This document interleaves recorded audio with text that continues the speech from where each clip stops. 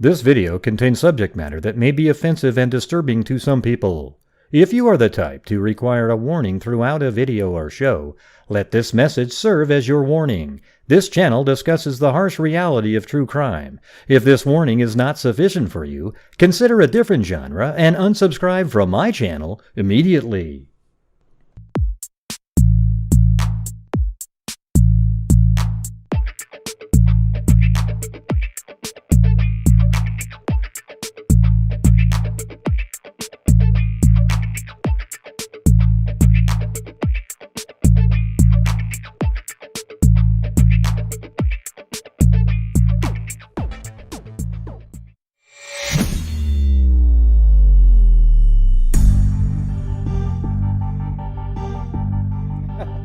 Hey, you're on camera with the dogs. All right. See that?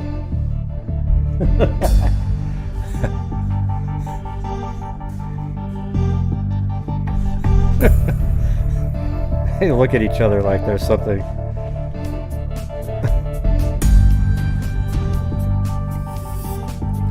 They've just been sleeping for a while.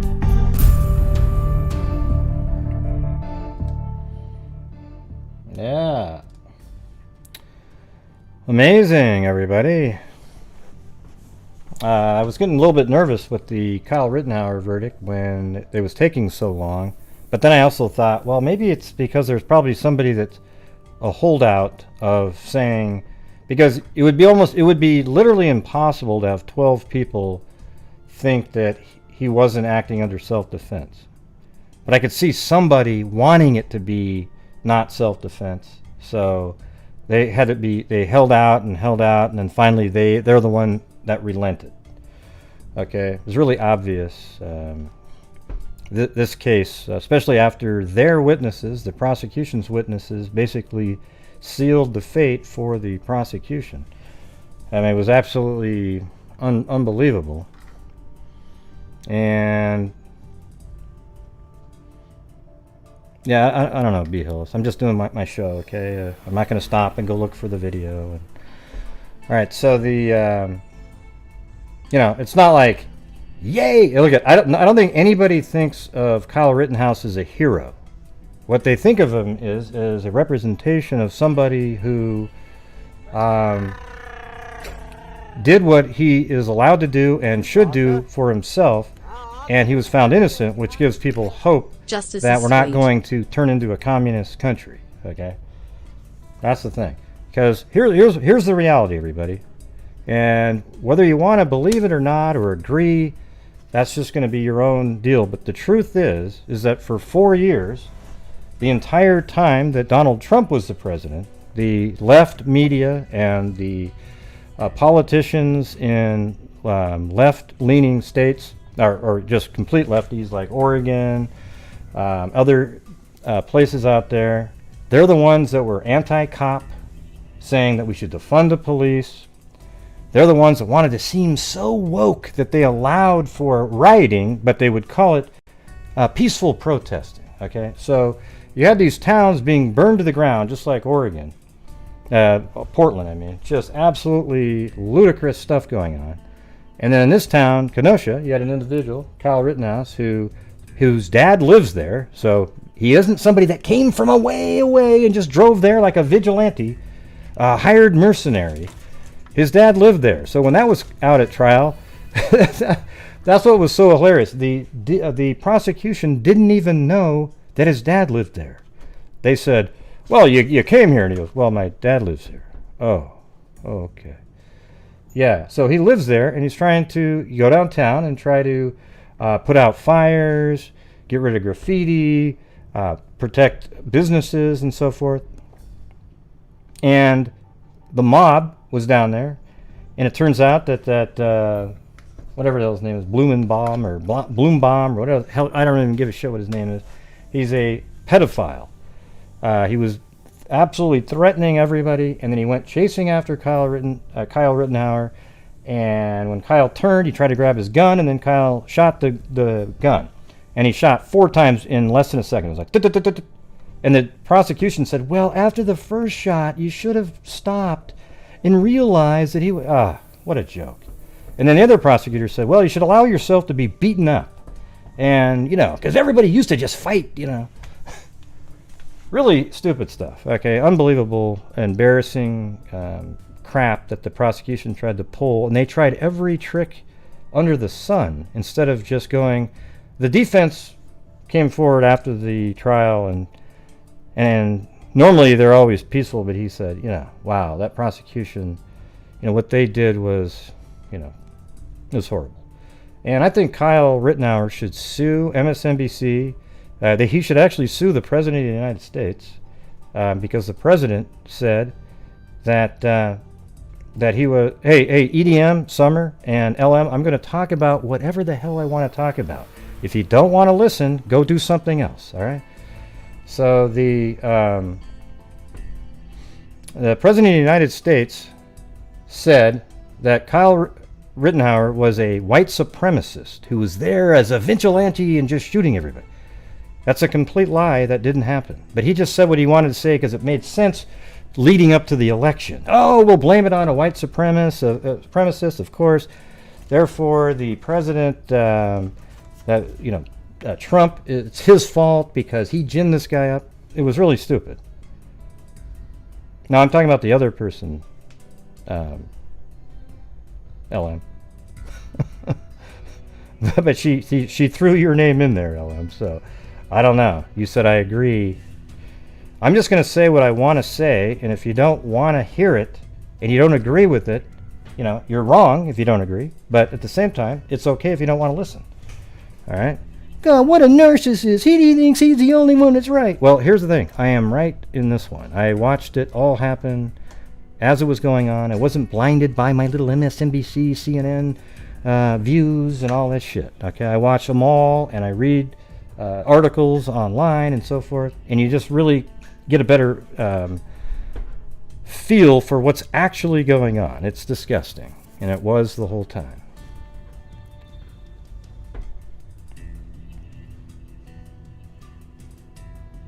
Okay, sorry about that, LM. All right, so anyways, I'm going to go to the I'm going to show the last minute of the, you know, the actual reading of the verdict here. Of course, he got really emotional. I guess those were fake too, right? Is that what you're saying? It looked exactly the same. He seems like he almost has like anxiety panic attacks. The defendant will rise to face the jury. Hey, by the way, hold on, everybody. There's people that seem to always keep speaking for LM in here. Okay? Don't do it, because when I read that, I assume she said something, and it's happened like 3 or 4 times where she didn't actually say any of those things. So quit speaking for her. Let her just say what she's saying. All right? God. And hearken to its all right, here we go. State of Wisconsin versus Kyle Rittenhouse. As to the first count of the information, Joseph Rosenbaum. We, the jury, find the defendant, Kyle H. Rittenhouse, not guilty. I'll see. So here's the thing, everybody. That first not guilty, the defense right there should have realized, well, it's over. Because remember, it was, if he's found not guilty on the first count, then you need not go further. As to the second count of the information, Richard McGinnis, we, the jury, find the defendant, Kyle H. Rittenhouse, not guilty. As to the third count of the information, unknown male, we, the jury, find the defendant, Kyle H. Rittenhouse, not guilty. As to the fourth count of the information, Anthony Huber, we, the jury, find the defendant, Kyle H. Oh, and by the way, I think I just misread the entire thing up above. Because she said that politics shouldn't be part of the process. That's totally true. And then the other person said, yes, no politics. Okay, well, normally people say that anytime I even mention politics in the slightest, they come out there. So that sentence, that would have been, I needed girl code to just understand that that's what that meant. Rittenhouse, not guilty. As to the fifth count of the information, Gage Grosskreutz, we, the jury, find the defendant, Kyle H. Rittenhouse, not guilty.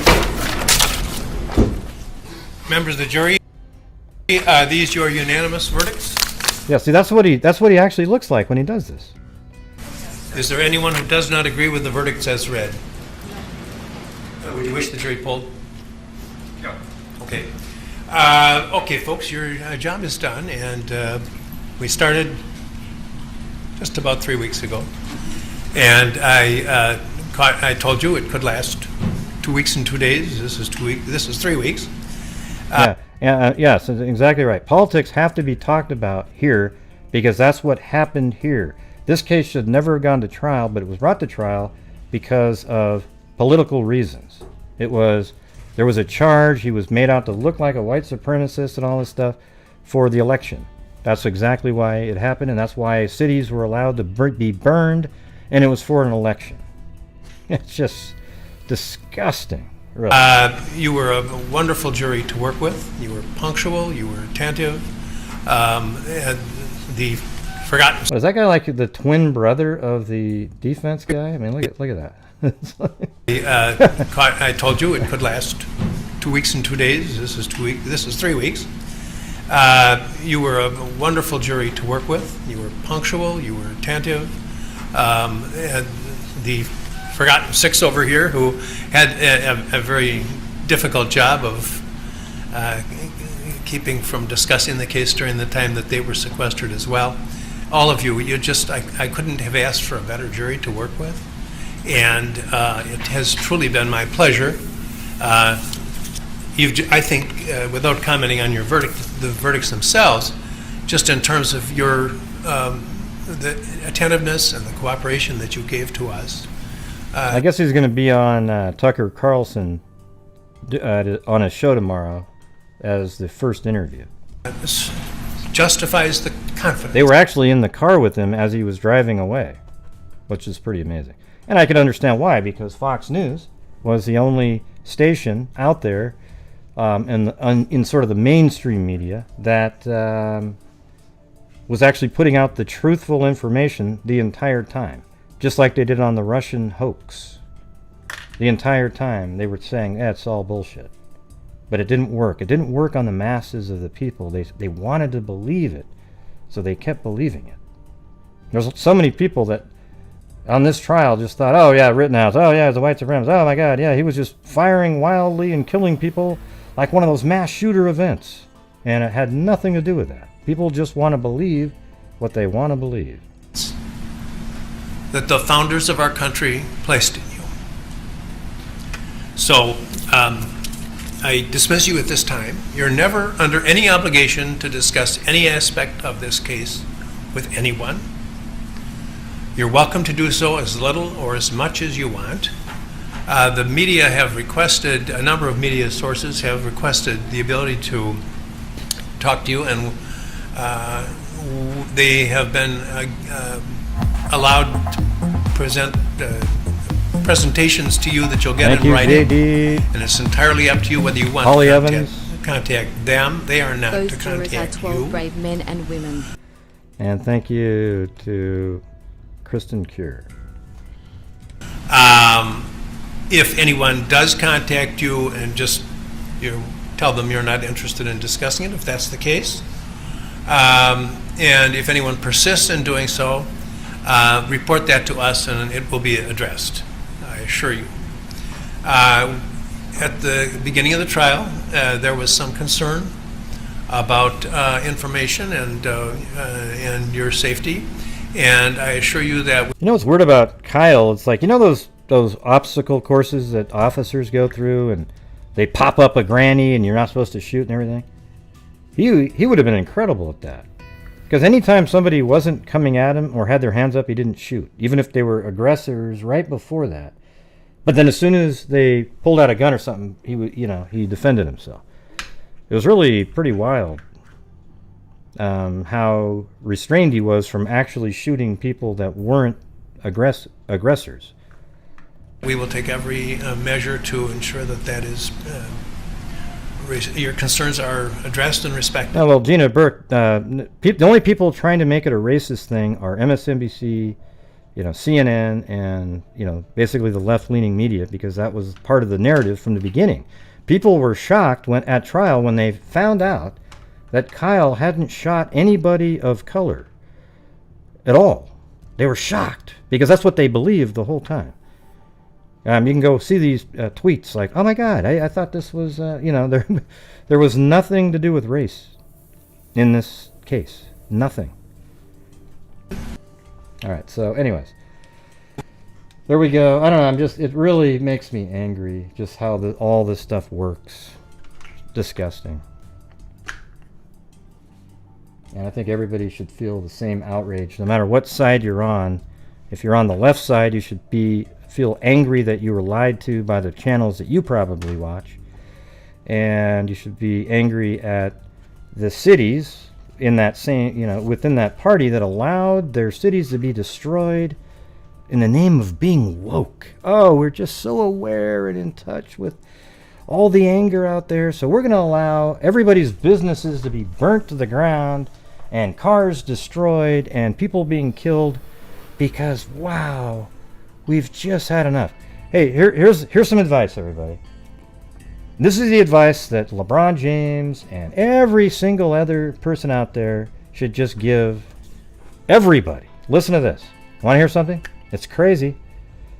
Don't commit crimes, and when a police officer is questioning you, do exactly what they tell you to do. Don't leap into your car. Don't reach really quick. Don't try to escape. Do exactly what they tell you to do, and guess what? There'll be no more shootings at all. Okay? But nobody ever wants to say that because they want there to be these shootings. They want there to be these shootings so they can keep claiming. And here's another problem that I have is that it seems like these people out there that are, the woke mob only cares when it's a white person that shoots a black person. If a black person shoots a white person, it doesn't matter. And if another black person shoots a black person, it doesn't matter. Okay, but shouldn't it really matter a lot? Whoever kills somebody? I mean, like, for example, black people murder other black people at a rate that's astonishing, and yet they only seem to care about the ones where a white person shoots a black person. Why is that? I mean, there are, like, Chicago is like Iraq. It's sick, okay? I think it should matter no matter who you are if you've been murdered by somebody. Anyways, that's it, man. I don't really want to keep going on this thing. I just thought it was a great verdict. It was cool that the Constitution and the laws were upheld here. You can say, wow, it sucks that he was there with an assault rifle in the first place, but at the same time, what as a predecessor to that is that Kenosha allowed for violent rioting and destruction of property to happen in their town. Had they not allowed that, there would be no need for anybody to go there to help defend anybody. All right? Can I get an amen? Or not.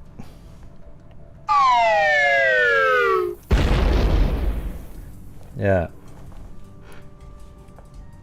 I mean, sometimes things are just really simple and obvious, right? All right.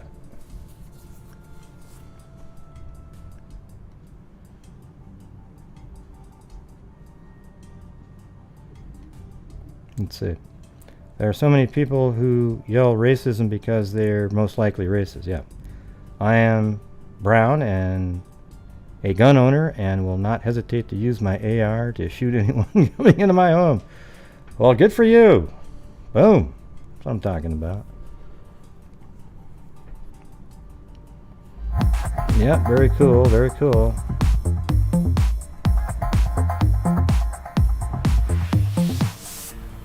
Yeah. Just getting here, but I'm so happy for today's verdict. Heart.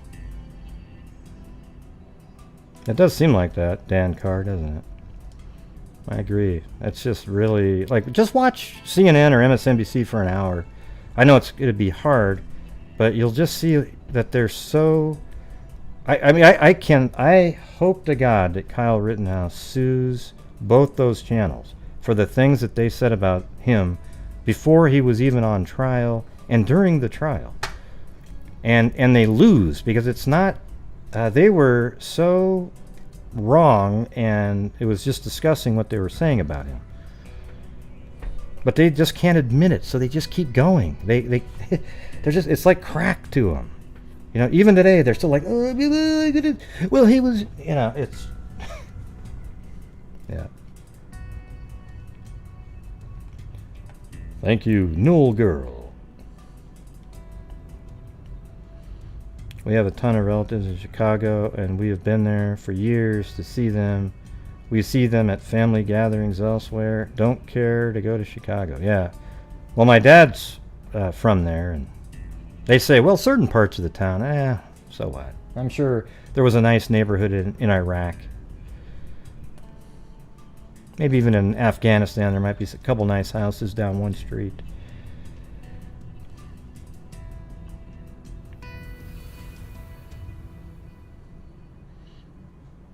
Because it's irrelevant, Steph May. That's probably why. That's how they judge that stuff. You know, the fact that, what's his name again? Bloombaum or shit, whatever his name is. He was a convicted pedophile of assaulting, I think, 5 different cases of kids between 5 and 11. Very violent person. But hey, you know what, you guys? Today was a banner day. Kamala Harris was the president of the United States for an hour, while Joe Biden had a colonoscopy. Doesn't that make all of you women really proud that the first time a woman took power was up the colon of was because of the colon of Joe Biden? Well, actually, that was a joke I heard from some lady on Fox News that I was rolling around. So I can't take credit for that one, but like, who gives a crap? Jeez. Hey, thanks, LM. Yeah, I know, it's weird. People seem to always sort of lump you in with stuff, and then I go back later and I'm like, wait a minute. LM didn't say that? What the hell is that? But at the time, I'm assuming they're telling the truth. Thanks, Gray, for saying that. Please don't speak for me. I do enough damage speaking for myself. Do you know Smiley face. Kamala Harris's her approval rating's 28%. When was the last time the vice president had a worse approval rating than the president? His is 40, which is terrible. Anybody out there think, wow, Kamala, she's really doing a great job? I don't think so. Only people that have to say it, like, yeah, God, she sucks, but, you know, say it out loud. All right, let me read it again by LM. Thanks, Gray, for saying that. Please don't speak for me. I do enough damage speaking for myself. Okay, that was pretty good. Yeah, every once in a while. Yeah, see you later, Pebs. Hey, Pebs, it was, you know what sucks, Pebs, is that you had to pay CM to say anything about the Bibb County John Doe. I went over and watched, and I was like, wait a minute. Pebs is donating, so he'll say that. Thanks, Jojo Peanut and Crystal, a.k.a. Beaver Gaming Sub Crystal.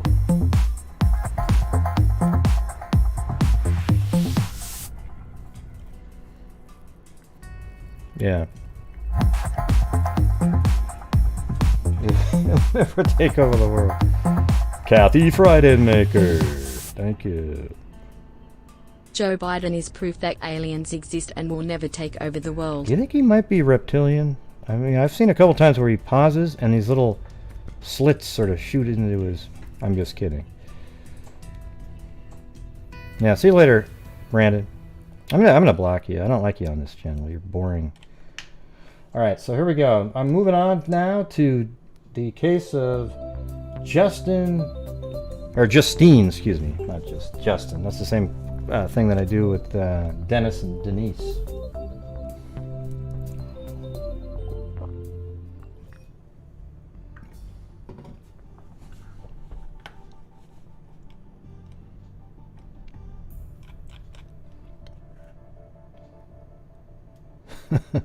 Thanks, Charleston Amy. God, can you believe we're already at Friday again?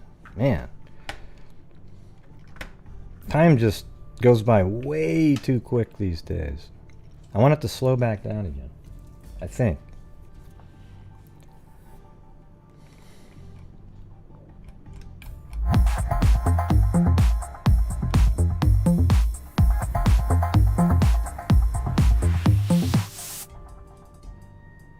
Happy weekend, Grace and Yeah. Freak fam. Heart. Yeah. Or I don't know, did Pebs W leave, or Pebs leave? Pebs W, yeah. Well, good night, Pebs W. Alright, you guys ready for this one?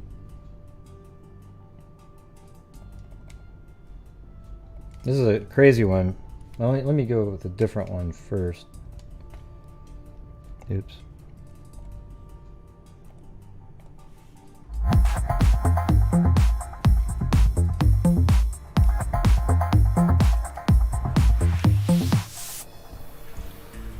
Thank you, Thank Gray, Gina love you. Burke. And Mag. Thank you.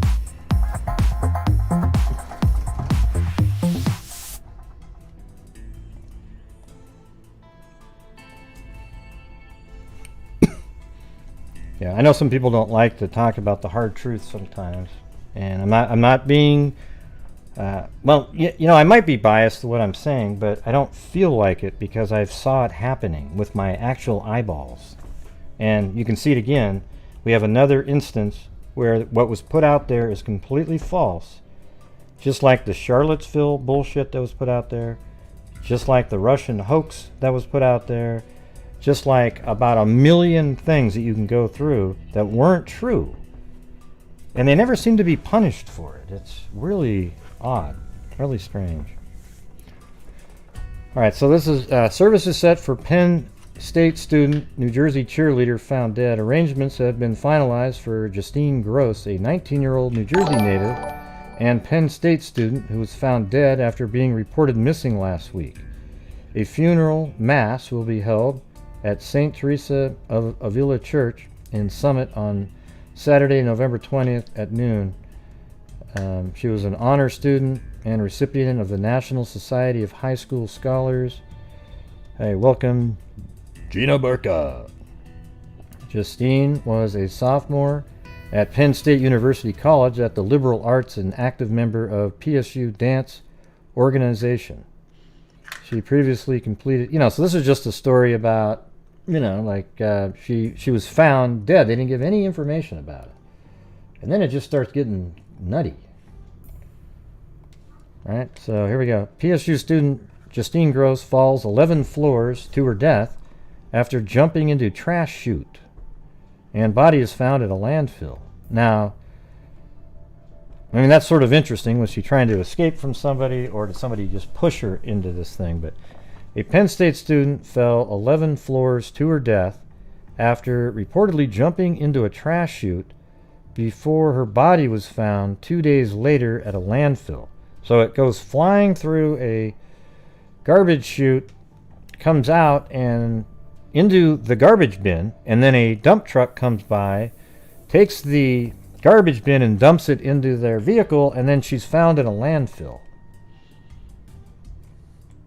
And this is her right here.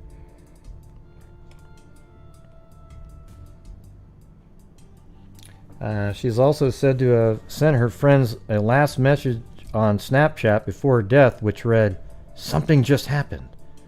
So maybe was she trying to escape, or did somebody put her in there? So she did send a Snapchat message before her death that read, "Something just happened." That's pretty creepy. This is... Now her mom, Francois Gross, has told New Jersey Advance she met with the boy who is said to have offered her daughter drugs. She said, "I said to him, 'You're the last one to see my daughter. What happened?' He said kind of casually, like she came down and I gave her a smoke. He said she had a really bad reaction, a panic or whatever, and he was trying to take her back to her apartment on the 10th floor. Justine's body was found at Pennsylvania landfill last Friday." So it doesn't say at a Pennsylvania landfill. So now let's see if this is an actual place.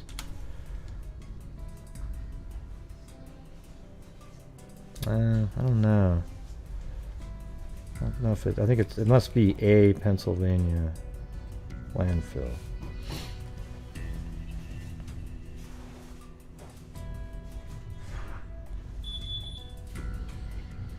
A day. So her body was found at the landfill a day after she was reported missing. Security footage shows her running along the 11th floor. Oh wow! Before heading into the chute room, her mom says. So they actually see her running. So apparently she did this intentionally. In the footage, seen, yeah, okay. Zozo was telling me on Facebook, she goes, "Do you think this is like the Kanika Jenkins case?" And now I can see where she was coming from. Yeah, you can definitely see somebody going, "Well, is there video of her actually going in? I bet there was somebody calling her name inside that room." Who knows, right? In the footage seen by Justine's mom, she had earlier left her apartment on floor 7 and headed to floor 10 when the unnamed man, where the unnamed man lives.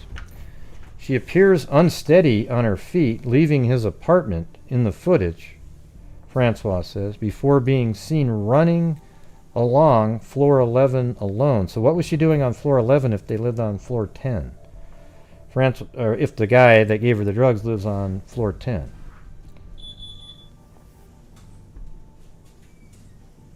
Let's see. She appears unsteady on her feet before being seen running along floor 11 alone. Okay, so Francois said the footage is not like her daughter, she added. She would never do something like that, go down a chute. Well, and you know, the thing is, if you're on drugs and you have a weird reaction, you might do all kinds of things. Francois says the footage is not like her daughter. She added she would never do something like that. They want me to believe she walked into that chute. I believe someone was chasing her and she went into the chute. Well, on the video, when she's running down the hall, was there anybody chasing her? You know, thinking that it was a staircase. A coroner report is yet to be released, but police are said to have deemed the incident an accident. Penn State spokeswoman Lisa Powers said it would be inappropriate for the university to interfere with the investigation nor to address information that has not been publicly released. She added, the university has offered its condolences to Justine's family.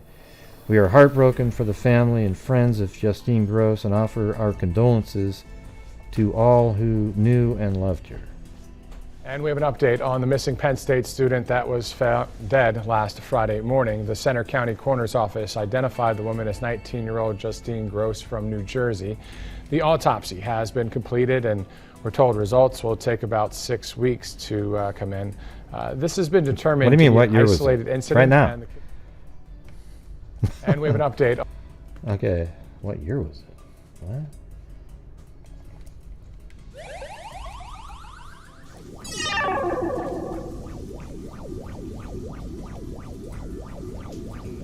Hey, thank you, Foggy Morn. Oh, look at that. A Transformer. I don't think I've seen that one. Or maybe I just haven't looked long enough.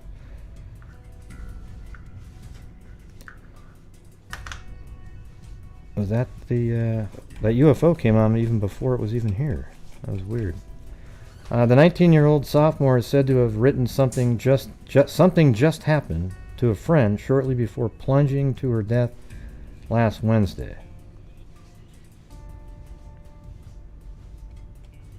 Gross's body was found 2 days later in a landfill site after she was said to have been offered drugs by an unnamed man. The message was timed. Well, you know, can it really be an accident if somebody gave her a drug and maybe it was laced with something? Justine's body was found at Pennsylvania landfill last Friday, a day after she was reported missing. Security footage from the night of her death shows her running along the 11th floor before heading into the chute room. At that point, she appears to be alone. In the footage seen by her, I think that's really similar to the last article. Let's see, gotta go to this one.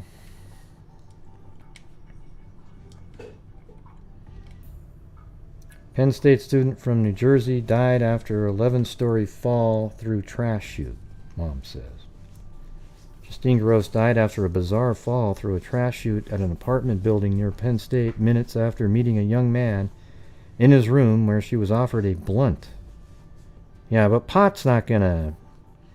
It's not, you know, unless it's laced with something, you're not going to just start freaking out and, you know, running up down hallways. I mean, you can get a little paranoid, right?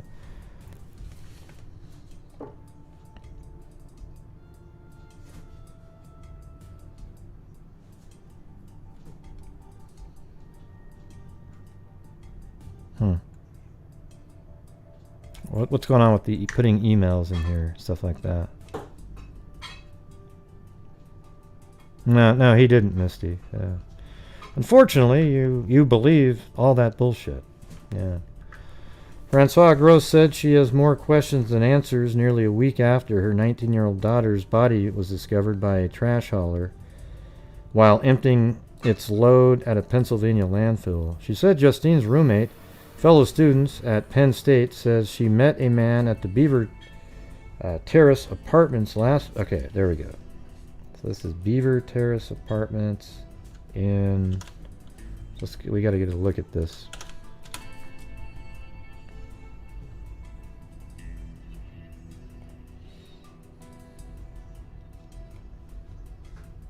I'll have to make a folder for her.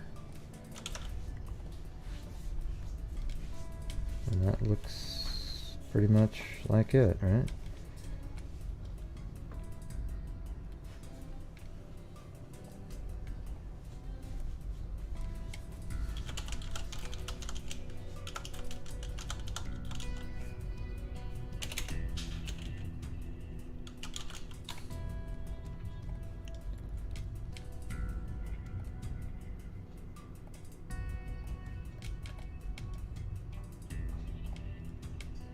Whoa.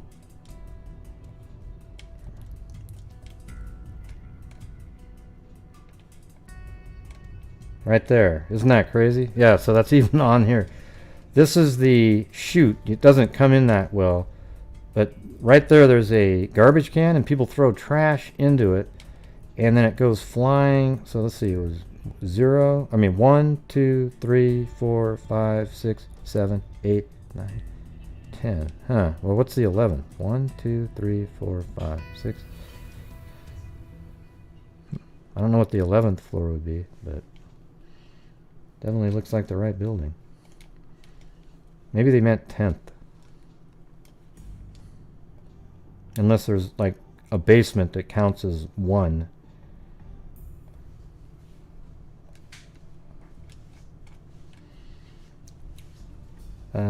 Let's see. Francois said she was shocked. To her knowledge, Justine didn't use drugs. He said she had a really bad reaction, a panic or whatever, and he was trying to take her back to her apartment on the 10th floor. Okay, from the beginning, State College police have referred to the incident. See, I thought it was the other way around. No, that's right. I thought it was she lived on the 7th and then went up to his on the 10th. Or maybe it was that she went down to the 7th. Justine's mother disagrees. Gross said she never asked police to Okay, from the beginning, State College police have referred to the incident as an accident, but have refused to disclose any details.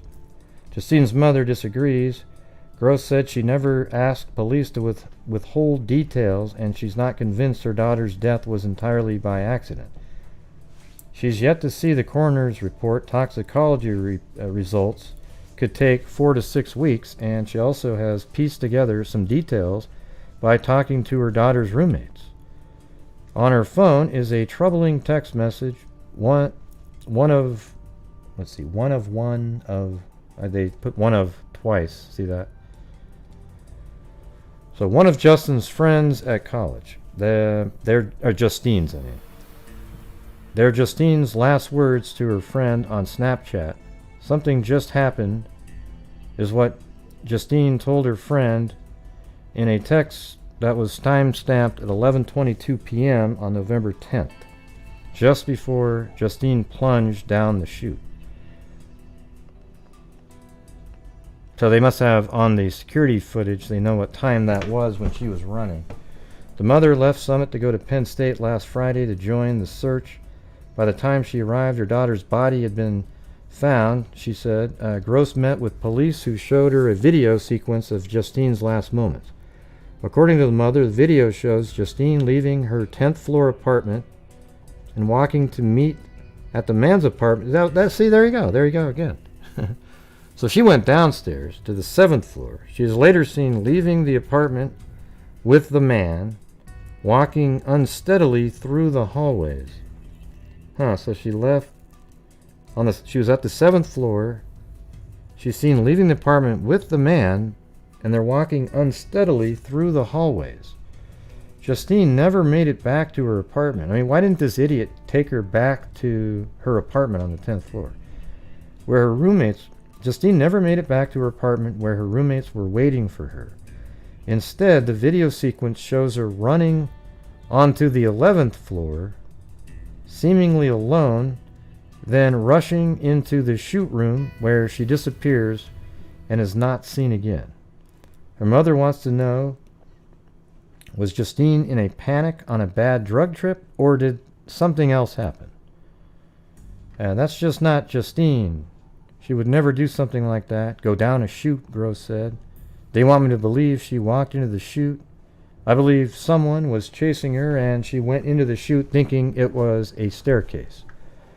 Justine's cell phone and flip-flops were found in the stairwell, and Gross said the police have twice questioned the man, but he's, I'm actually wondering if she was trying to get away from somebody, and that's her escape was that way.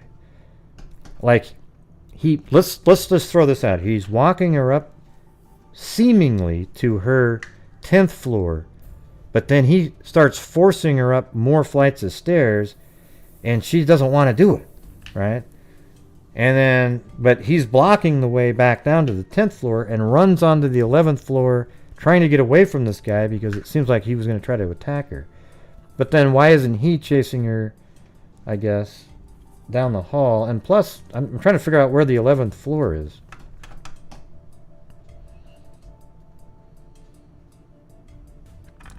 Justine's cell phone and flip-flops are found in the stairwell, and Gross said the police have twice questioned the man.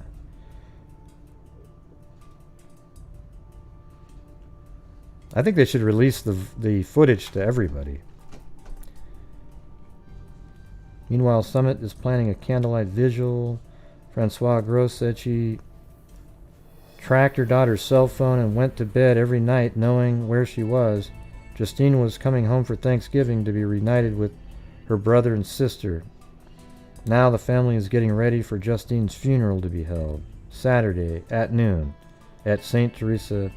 I remember after my brother died, like all those holidays, they're just sort of like, they're just nothing. You're just sort of, all you do is think about that person, and I don't know, they're just not. Holidays, it takes about 2 or 3 years to get back to where there's a holiday that you sort of feel normal again. At least me, anyways.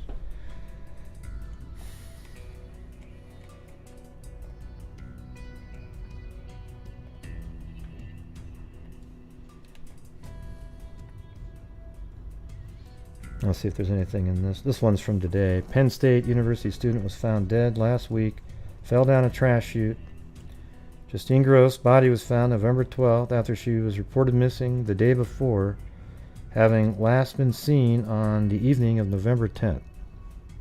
Thanks for living it. Yes, everybody hit that like button, okay? Can't hurt you at all to hit that like button.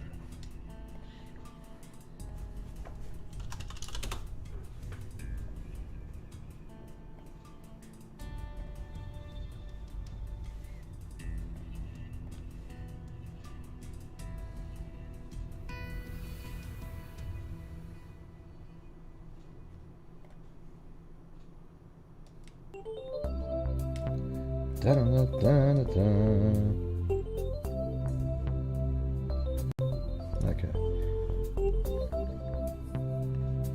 The fall happened at 11:30 p.m. Smash that like button. They revealed Friday that video suggests that when she fell, she was alone in an 11th floor hallway and in the waste disposal room. So it shows her running by, and the only thing after that is the waste disposal room. That's why they know that. After the fall, the waste receptacle was emptied by a Borough of State College refuse truck, and the body was found by State College police officers at the Center County Recycling. Man, what a Jesus, that's sick. All right, let me read this document. Well, let's go over the Daily Mail has, how they always get better pictures and everything. So that's her, and see, they're pointing at it right here, and they're saying that's the 11th floor. But let's see, 1, 2, 3, 4, 5, 6, 7, 8, 9, 10. Or, yeah, this just doesn't really make any sense. But as you can see in this picture down here, that's where she came out. And that's a weird thing, too, because, it's such a narrow chute that even if you went in there, you should be able to hold yourself up a little bit just by putting your feet on the sides. It just doesn't seem like you're going to perfectly come flying down. But if you're not alive, I can see your body just tumbling down. But it seems like if you're alive, you could just put your feet out a little bit right at the beginning. But she went coming down the garbage chute right out here into this trash bin, and then it was picked up by a truck and brought to a landfill.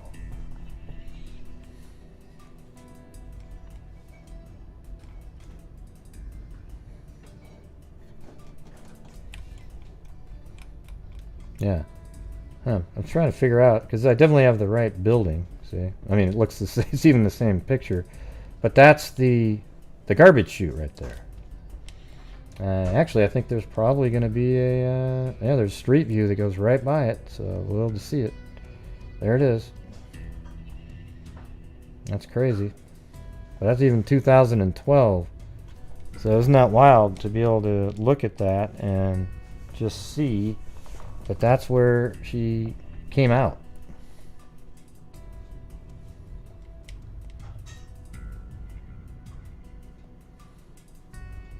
Alright, so let's see. If this is 1, 2, 3. Yeah, so the balcony would be the bottom of the, so 1, 2, 3, 4, 5, 6, 7, 8, 9, 10. Where are they getting 11? And you don't think that they're... Wait a minute. Looks like there might be a 1. Ah, I see. There's like this other floor over here. I think I saw that anyways. No?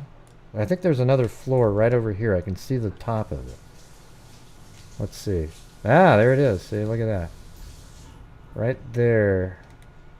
And then it goes around over here.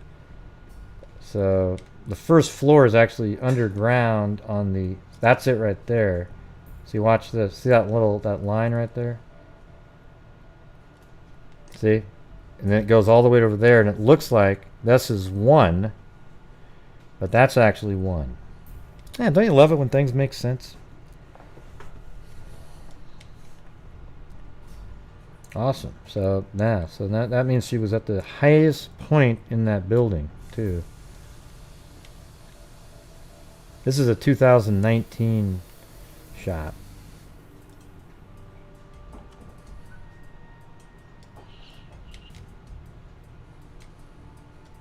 So that means she was all the way at the top and in a hallway inside the building right in there. So obviously every floor has a garbage room that you could dump stuff down into the chute. And I would imagine... Well, let's go back down to the ground.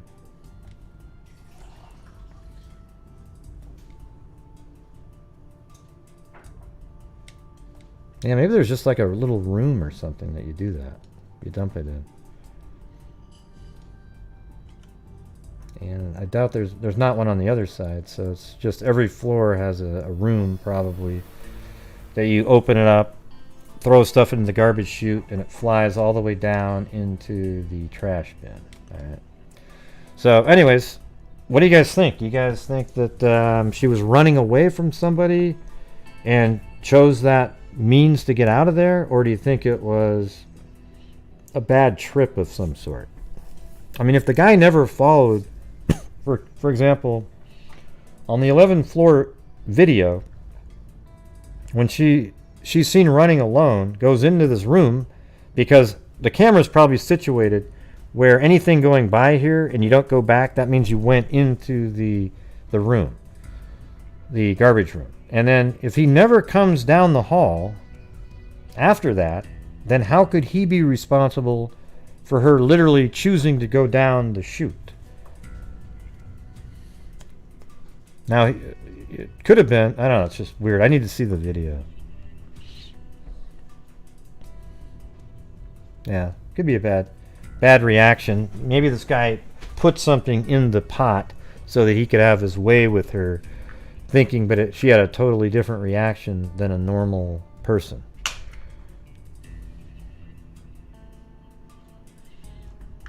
Yeah, I'd like to see some video of inside the actual hallway.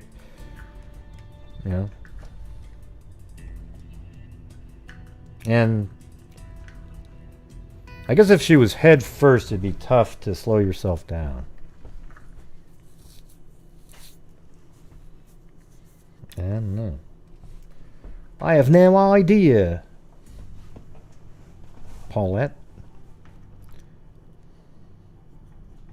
She was runway? I don't even know what that means, Cody. You have to retype that whole sentence. The person knew about e-garbage. What does that even mean?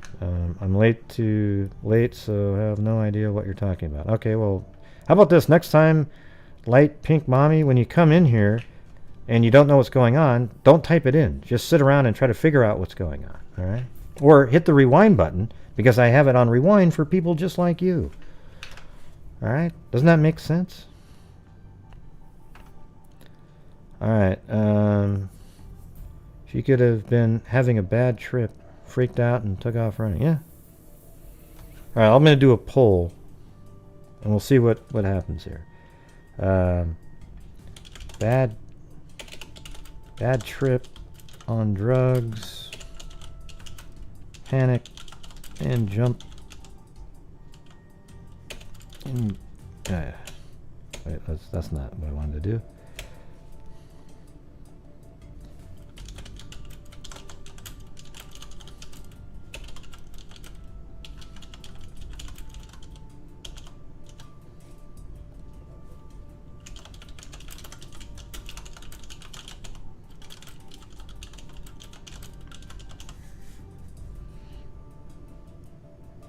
I'm trying to running away from something.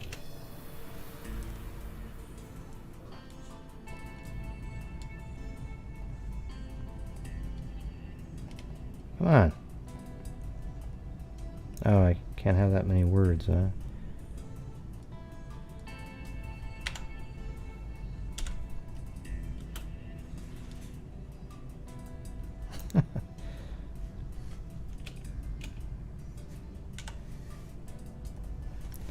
God, they only let you do a certain amount of letters.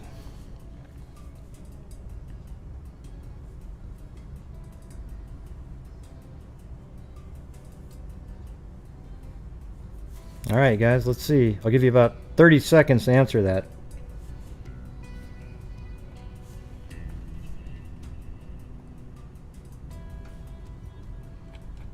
Yeah, a 3D reenactment would be cool if you had all of the, an image of the chute itself, the room, and the hallway she was running down. I don't even know what that means. She was run away. What does that mean, she was run away? If you really want to see the... I do too. I want to see the video. All right. 10 more seconds. 10, 9, 8, 7. Here we go. I'm just not even going to do 10 seconds. And out of 83 votes, we had bad trip 54 to 45 over running away from someone.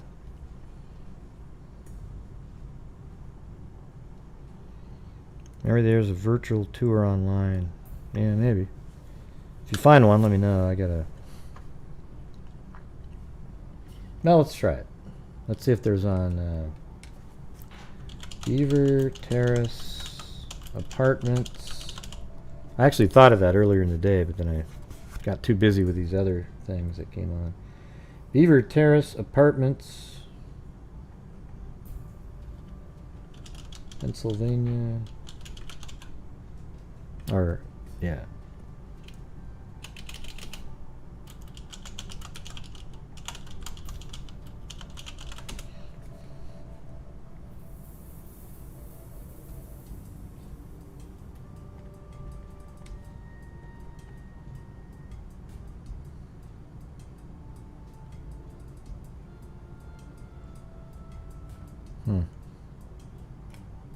Is that the right one, or?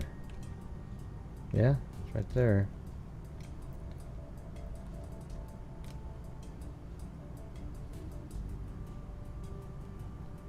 Trash pickup curbside. Disposal chutes right there.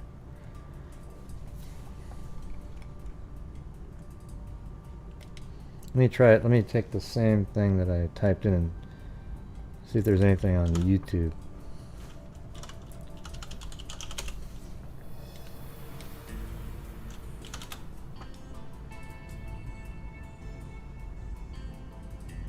Huh. Now somebody actually filmed the apartments 11 months ago for... Oh, there you go.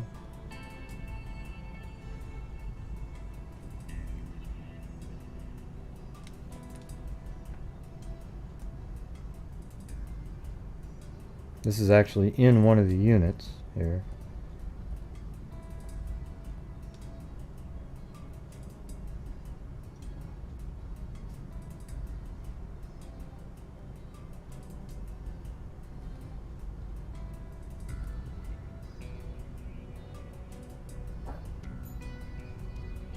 Huh.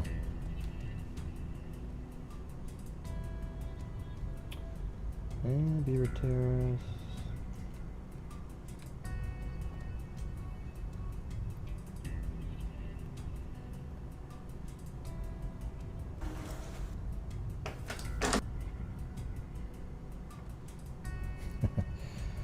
Alright, anyways, there wasn't really anything better than that, I guess, but you might be able to find something maybe on a real estate, maybe on like Zillow or something. I guess we could try that.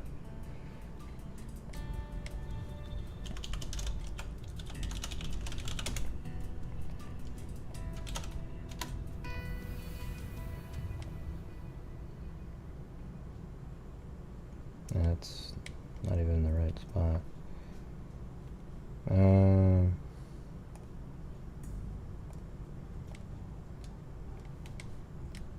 Let me put places, turn places on here.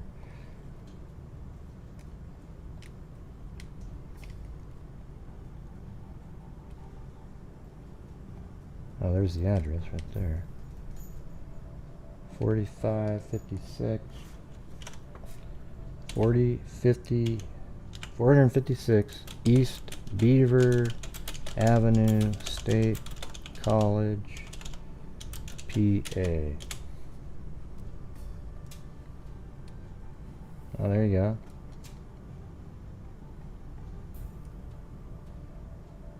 You have a street view there.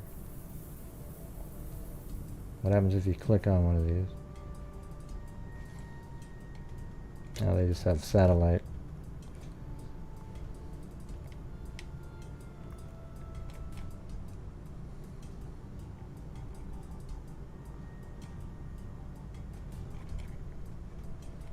No, nothing there.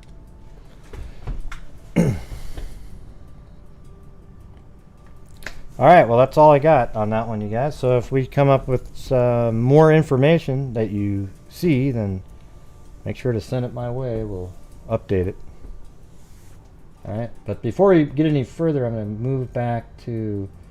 I wanted to bring this up again. We have an update in the Vicosa, Robert Vicosa crap from yesterday. Multi-state manhunt that we brought... Top of that investigation to a deadly multi-state manhunt that we brought you as breaking news last night. We're learning more about the tragic final moments for the two little girls. WJZ investigator Mike Halgren, he has been on this story from the start. Why would they do a toxicology? Because they said she took drugs. They want to make sure that he was telling the truth.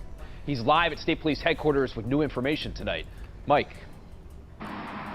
Rick, police now believe the girl's father, an ex-Baltimore County cop, fired the fatal shots in this case, and they say he did. What are you talking about, LM? Are you talking about this case?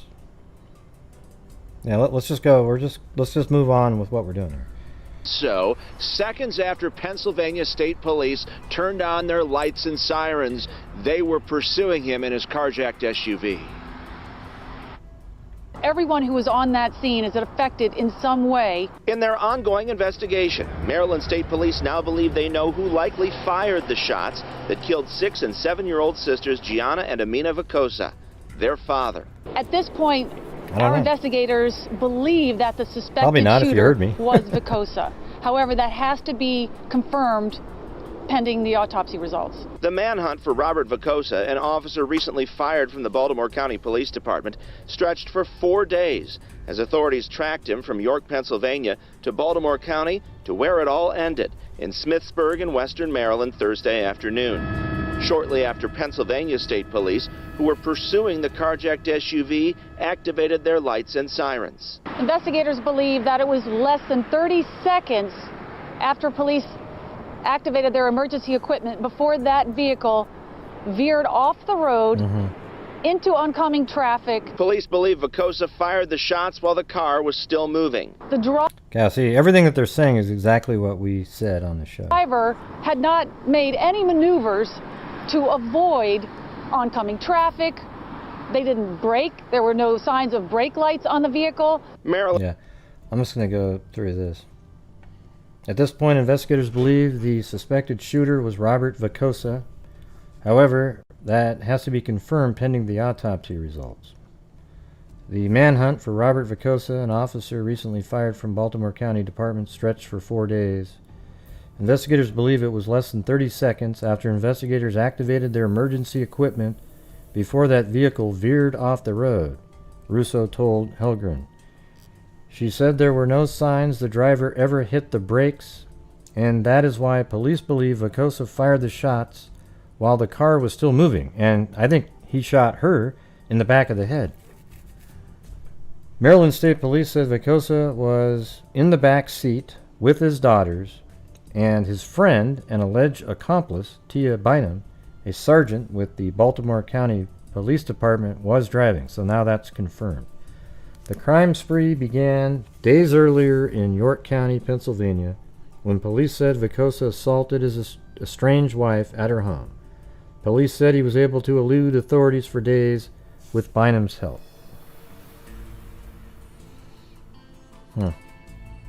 Yeah, so man, that's just brutal. I think he shot her first, obviously.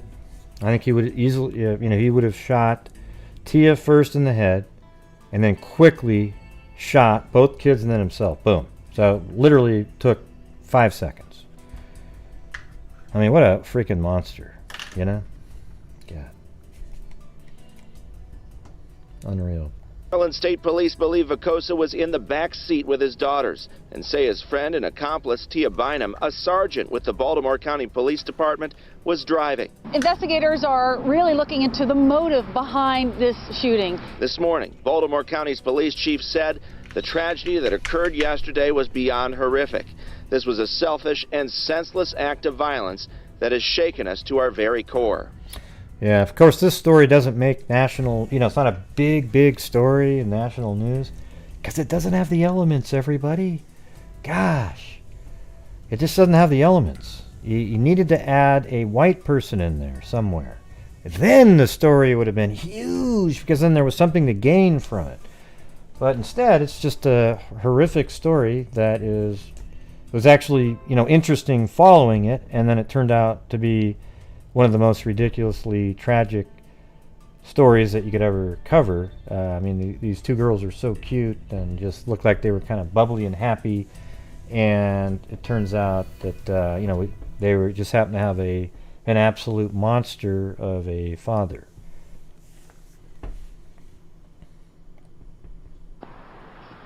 And we learned today it was the 6-year-old, the youngest victim, who initially survived that attack, but she was taken to a trauma center where she later died. We also learned that there were 4 weapons inside that vehicle, including an assault rifle in the back seat. Reporting live in Glen Burnie, Mike Helgren, See you later, not your WJZ. Patsy. Yeah. Our investigators believe that the suspected shooter was Vicosa. However, that has to be confirmed. Yeah, I think it's going to be obvious. I bet you that Tia has a gunshot wound to the back of her head. The gun was probably found in the back seat with Robert, and then he probably shot both of his kids. Hopefully, I don't know. You know, did he shoot him in the? I mean, I don't even want to think about what he did to the kids. Yeah. It just sucks. Yeah.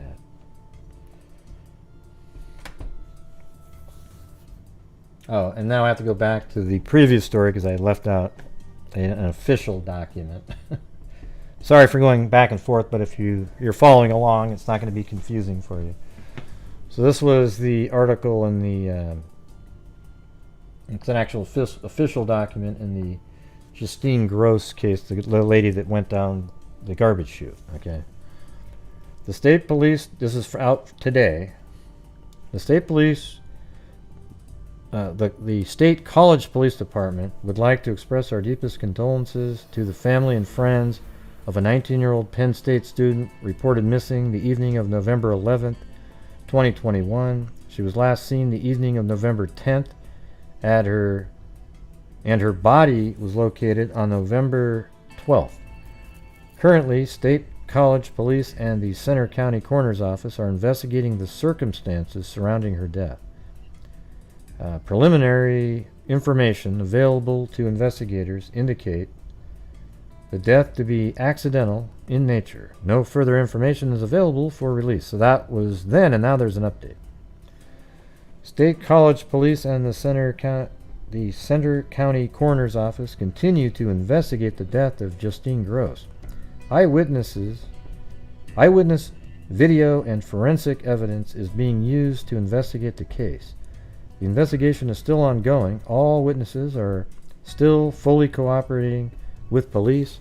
Police can confirm that Gross died as a result of a fall inside an 11th floor solid waste disposal chute at 456 East Beaver Avenue into a waste receptacle on the ground floor, which occurred at around 11:30 p.m. on November 10, 2021.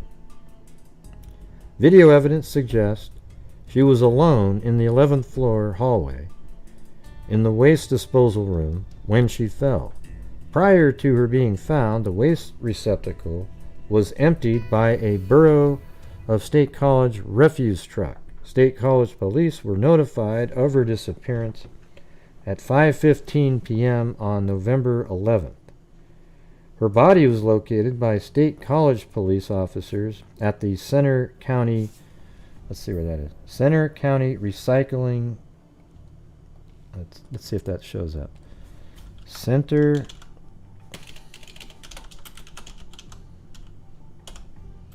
County, that's not what it is, County Recycling.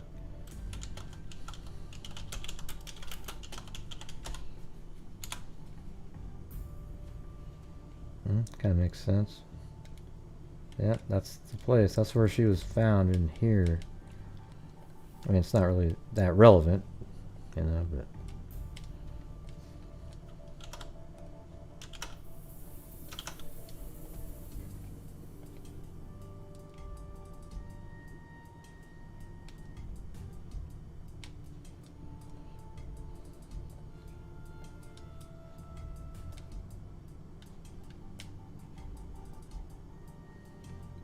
Man, how'd you like to be one of those people working there? Man, brutal.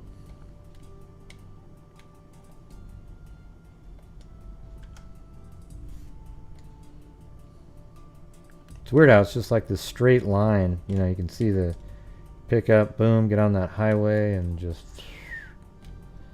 straight out to the down that highway and boom, right there.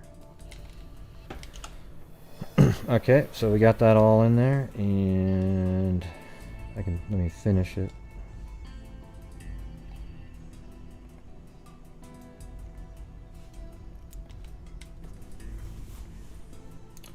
So she was found at the Center County Recycling Refuse Authority transfer station in College Township at 2:45 a.m. on November 12th. The Center County Coroner's Office was contacted and began their investigation.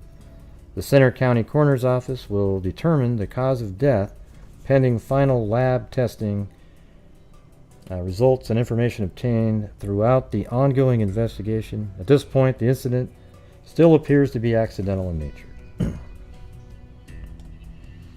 Alright. Yeah? What's it about, Mama She 13?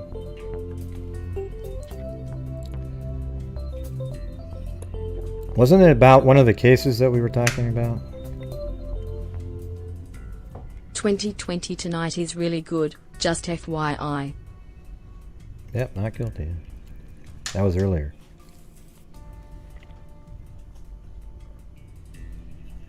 They already said why the father was fired, Kelly B. He was constantly sleeping on the job, behavior unbecoming of an officer, and was found unanimously guilty. We covered that yesterday. You should have watched that show.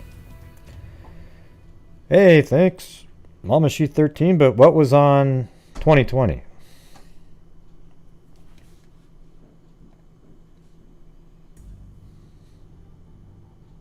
Yeah, they did.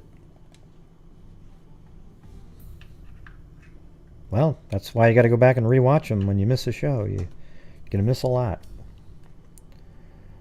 Oh, yeah, that's right. It was the 13 kids. Yeah, it had Jordan. I knew. I was trying to remember what that was. It was one of the cases that we covered, yeah.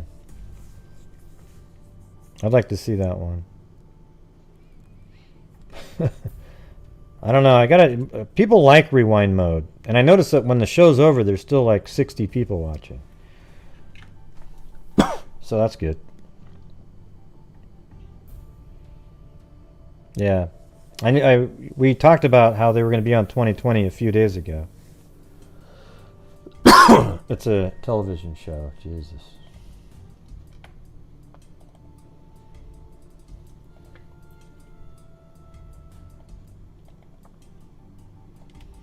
Thanks for joining us, everyone. I'm Ron Jones. This is another story about a firefighter and his wife found dead in their home.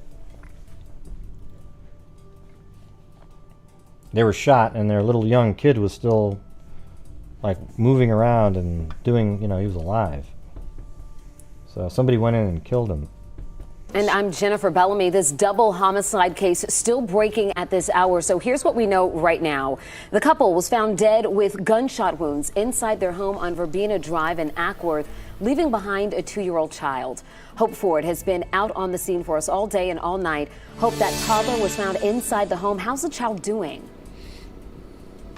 Well, police and neighbors confirmed that the child is unharmed and is now with family members. A pet was also found inside the home and is also unharmed. And now police, of course, trying to find out who shot and killed the child's parents.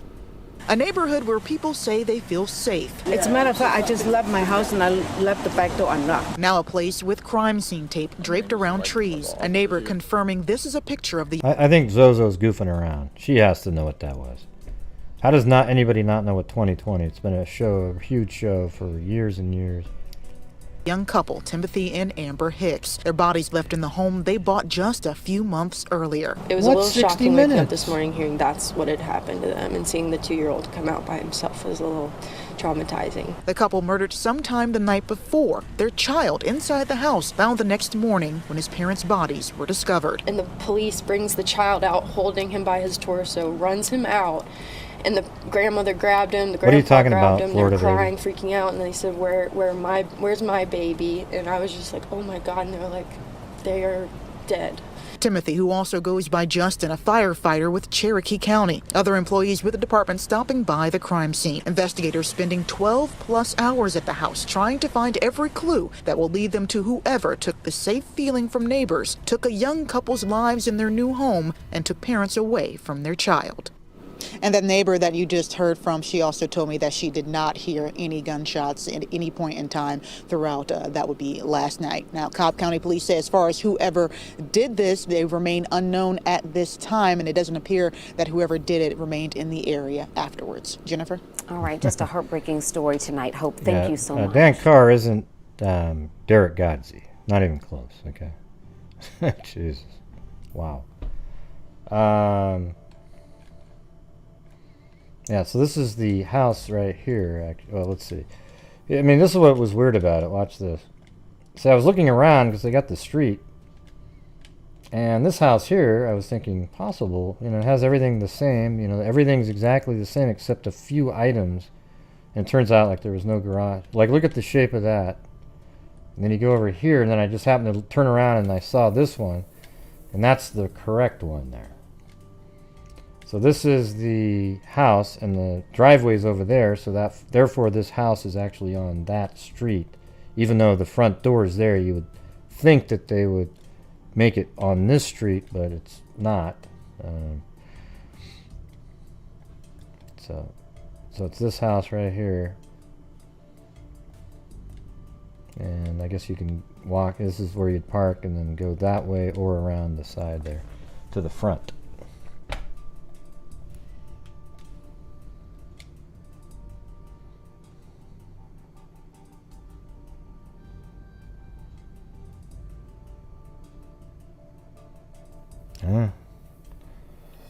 The couple was found dead at their home in Acworth Thursday morning, according to Cobb County Police. Officers responded to the home located at 50. Well, I guess there it is right there. I think that's the one I got. Pretty sure.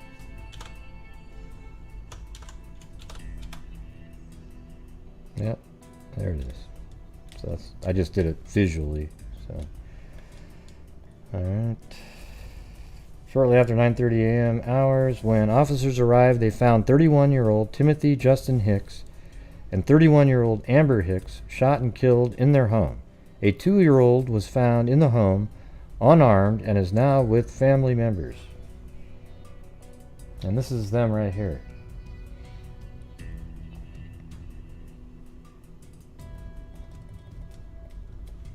So, somebody came into their home, killed Amber and Timothy here, and this little kid was still wandering around. I mean, another adorable kid, right? I mean, it's like, but it's just crazy.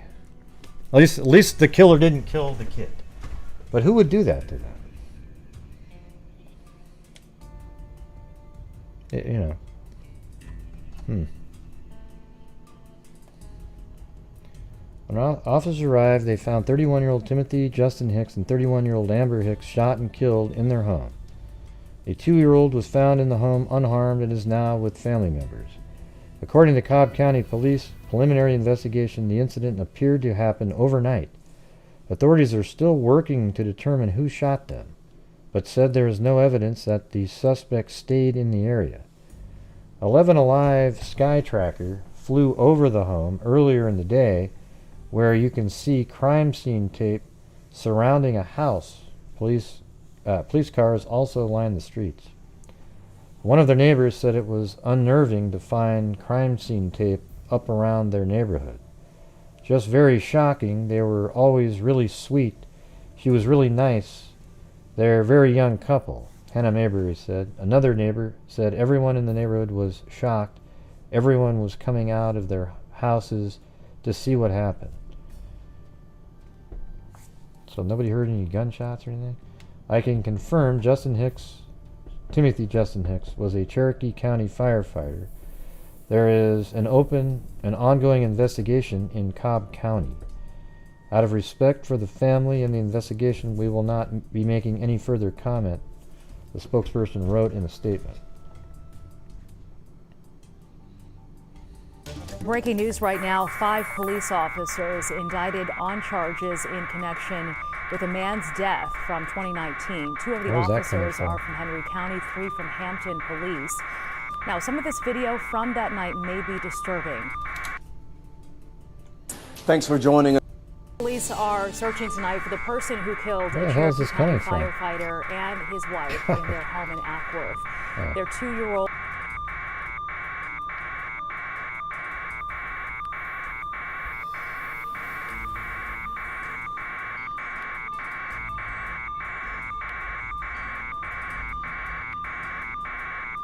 Don't you guys love that sound as much as I do?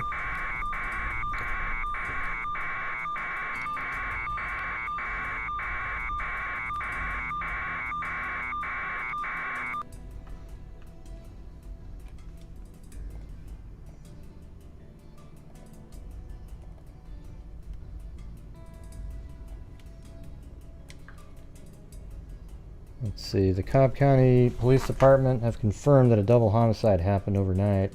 CCPD said they responded to the home shortly after 9:30 a.m. November 18th. Inside the home, they found 31-year-old Timothy Justin Hicks and 31-year-old Amber Hicks with gunshot wounds. A 2-year-old toddler who was unharmed was also found in the home. The toddler is being cared for by family members. It appears that the double homicide happened overnight and an unknown assailant or assailants is responsible. Police say there is no indication that the assailant stayed in the area. Anyone with information about the double homicide is asked to call 770-499-3945. Neighbors and colleagues in Justin Hicks confirmed to CBS 46 he was a firefighter for Cherokee County Fire EMS and had recently finished training to become a medic. It's unclear how long he had been with the department. Cherokee County Fire Chief Tim Prather shared the following statement.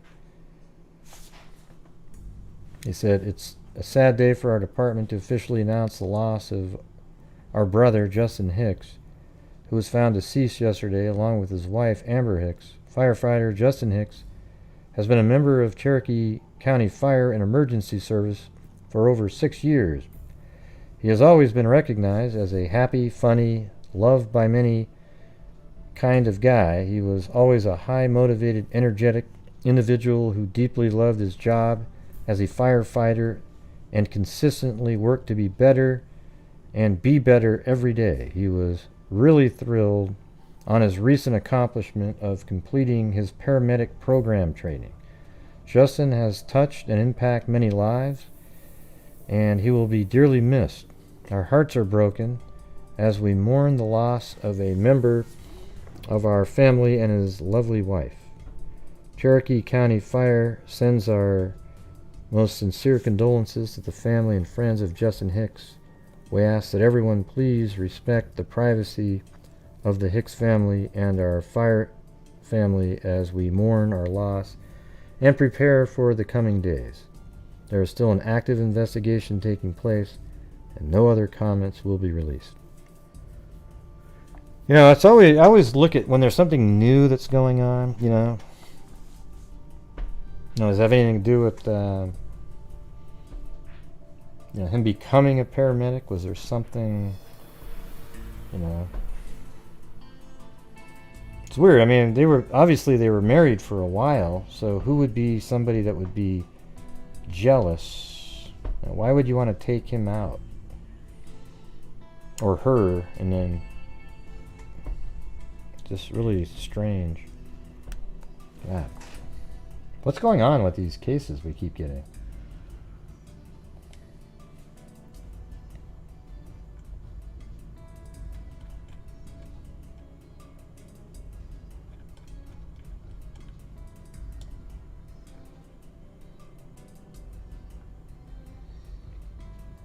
Yeah, so it says Timothy Justin Hicks and his wife, Amber, moved into Acworth home just a couple of... so they just got there. But Wednesday night, Justin, a firefighter for Cherokee County, and Amber were brutally murdered by a gunman who remains at large. God. So they just got there a couple months ago. See, to me, that might mean something. They just got there, so were they moving away from somewhere? Like, where did they come from prior to... I guess I could find that. Hold on.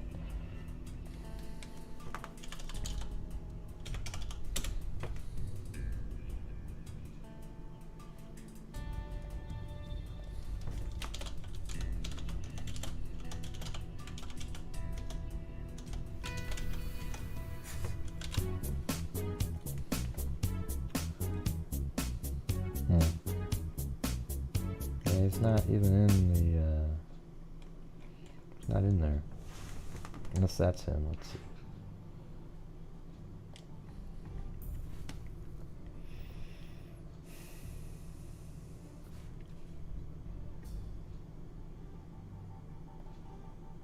No, that's him, yeah. Hey, he was only 30, though, according to this. Because that's his wife, Amber. Okay, so... Let me see where he lived before. He lived in an apartment. Is it far from there? Yeah, so he lived over here at one point.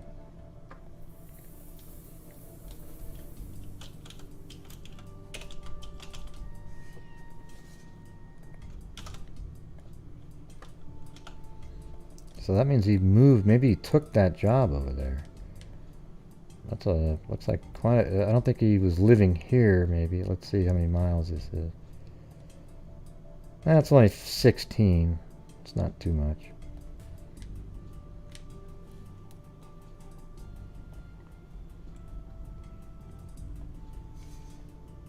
And then in 2012, he was living right there.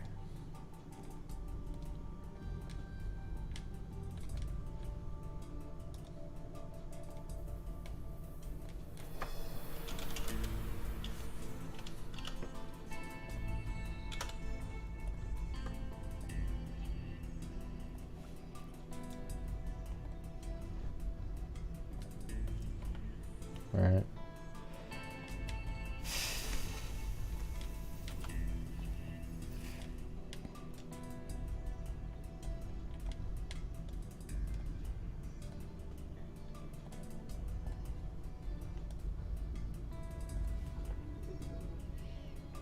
All right, so they were together at that last place, the 102. Let's see if they were with each other in the previous one. And no, that's not.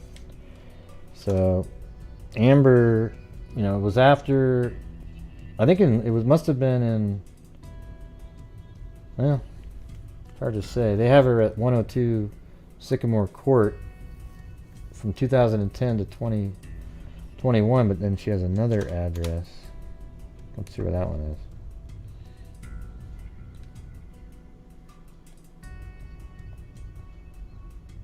Okay, so that's where she lived at some point.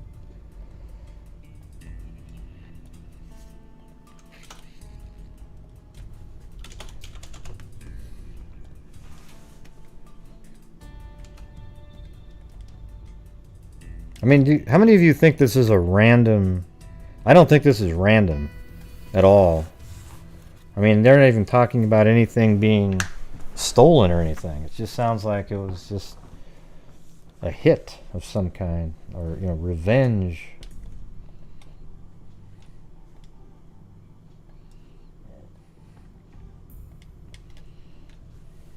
So this is where they live now.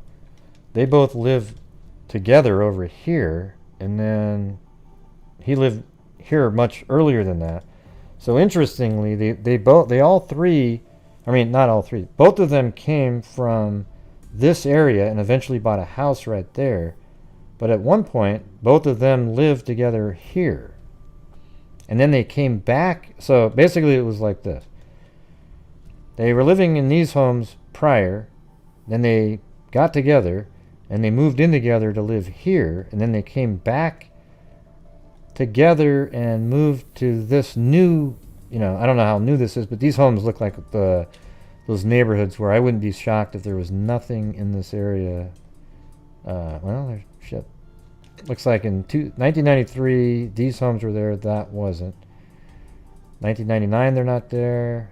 And then late 1999, they are there. So they've been there 20 years now. These homes.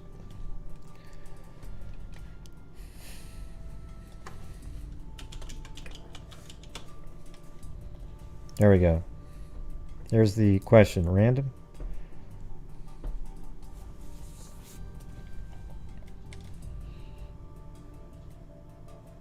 I'm more interested in things like,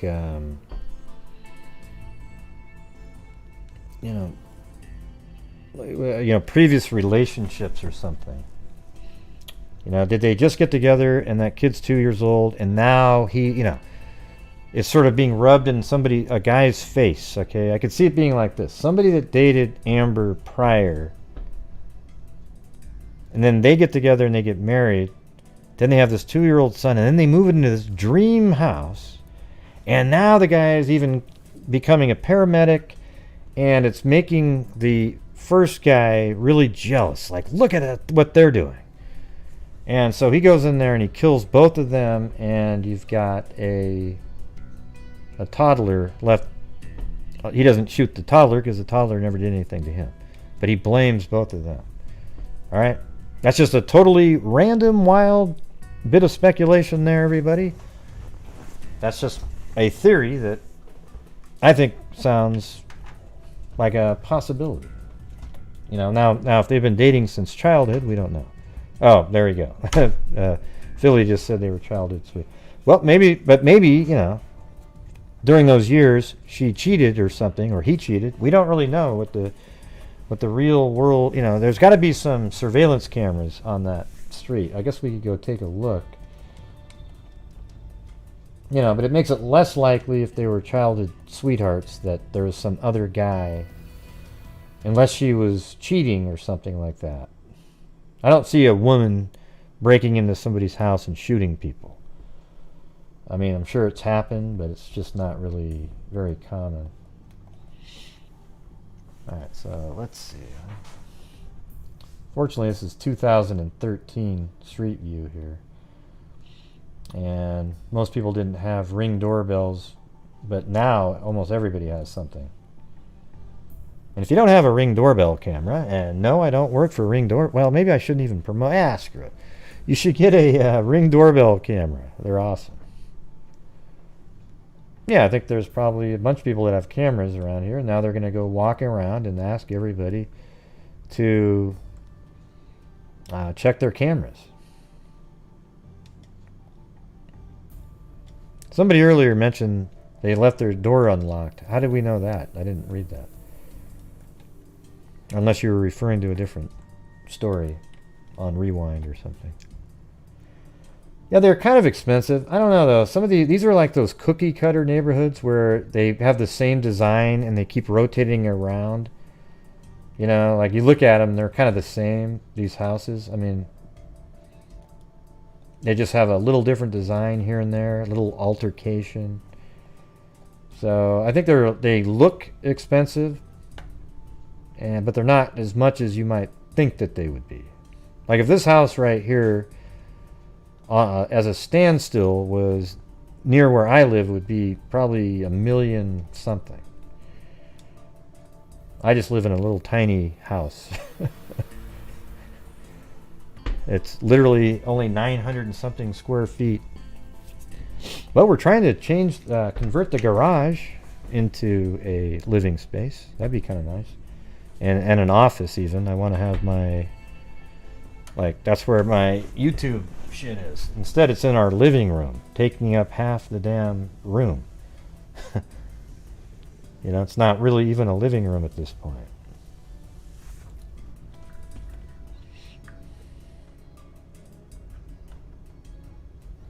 Yeah, this just happened.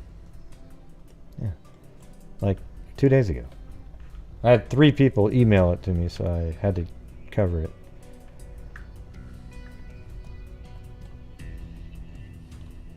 There we go.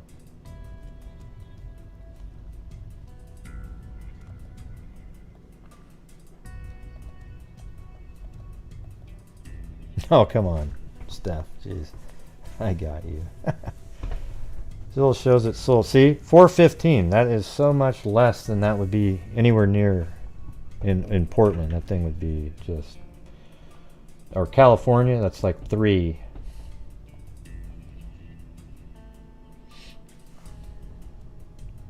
Yeah, I would think that 415 is nothing for that. And it's just, it's one of those neighborhoods where they built a whole bunch of cookie cutter houses that look really nice.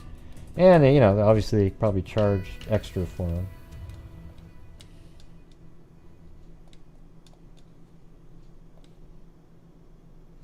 It's a little interesting, though. Like, what was she doing for work? I mean, can a firefighter afford a $415,000 mortgage? I mean, you'd have to come up with probably, depending on how much you put down on it, you'd have to come up with over 20, you know, with the low interest rates, maybe $2,500 a month or something.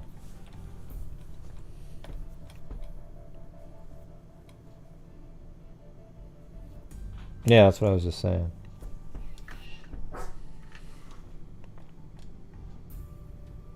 Yeah, that's what I was thinking too. See? Everyone has the same thoughts. You guys we've been around for so long now. Now you start thinking about the reasonable things. Yeah, exactly. If that house was in California, $3 million. Or it depends where in California, but like anywhere near LA, exact same model, boom.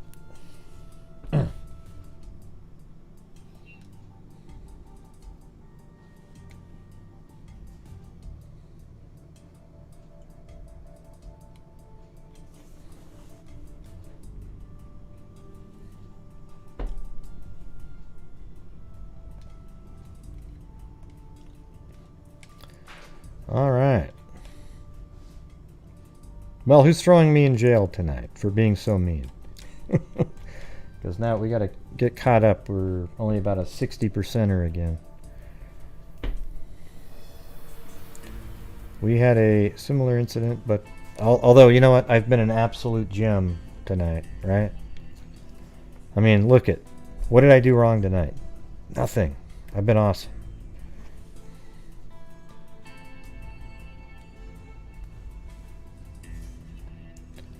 What does that say? They killed the guy that gave him the wrong.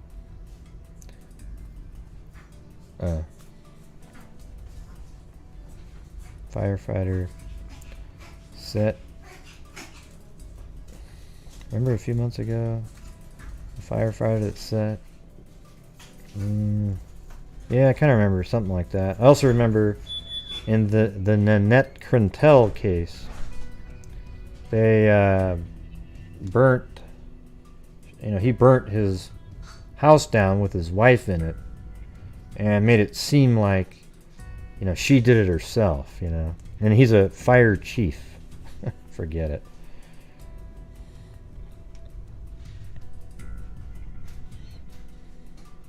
Yeah.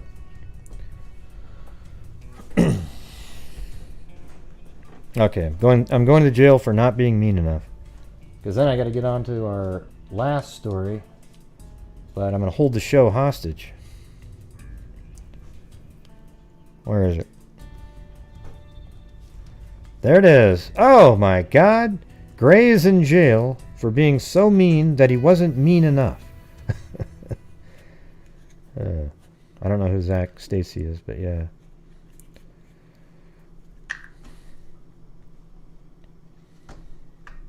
Do I know who Zach Stacy is? Yeah, there's got to be a point where I just get put in jail for being, you know, just out of good measure. You know, like when a parent spanks somebody. I don't even know who that is, Steph May. I haven't been following that person.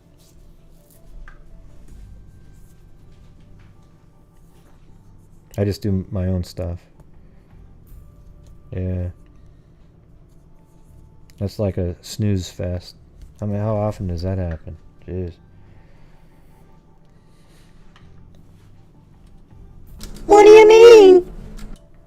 Gray, you're so mean. Well, what did I do? Nothing, Gray, but you're always mean. Oh, okay. Now, there we go, see? There we go. Mary Lou just threw me in prison.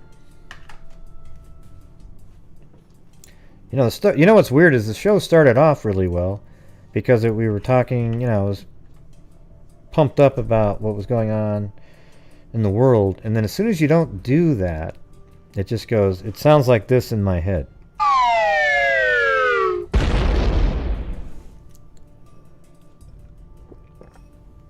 Yeah, I wore that Mean As shirt the other day. I don't know, I was just, Zozo threw me into jail, Tracy, for the, for being, not mean, I guess. It was like a no mean, not, you know, not mean jail time.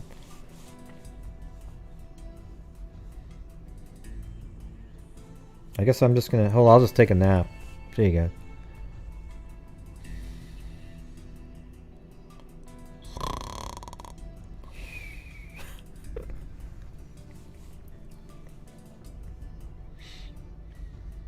Is that a fill in the blank?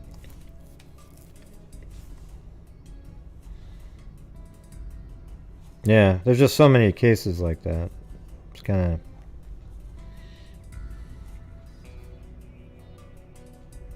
Yeah, what makes that more interesting than any other case, though? It's just, you know, NFL player goes nuts. Ooh, wow.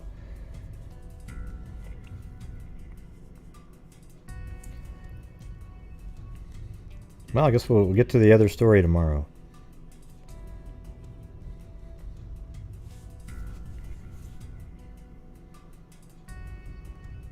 Yeah.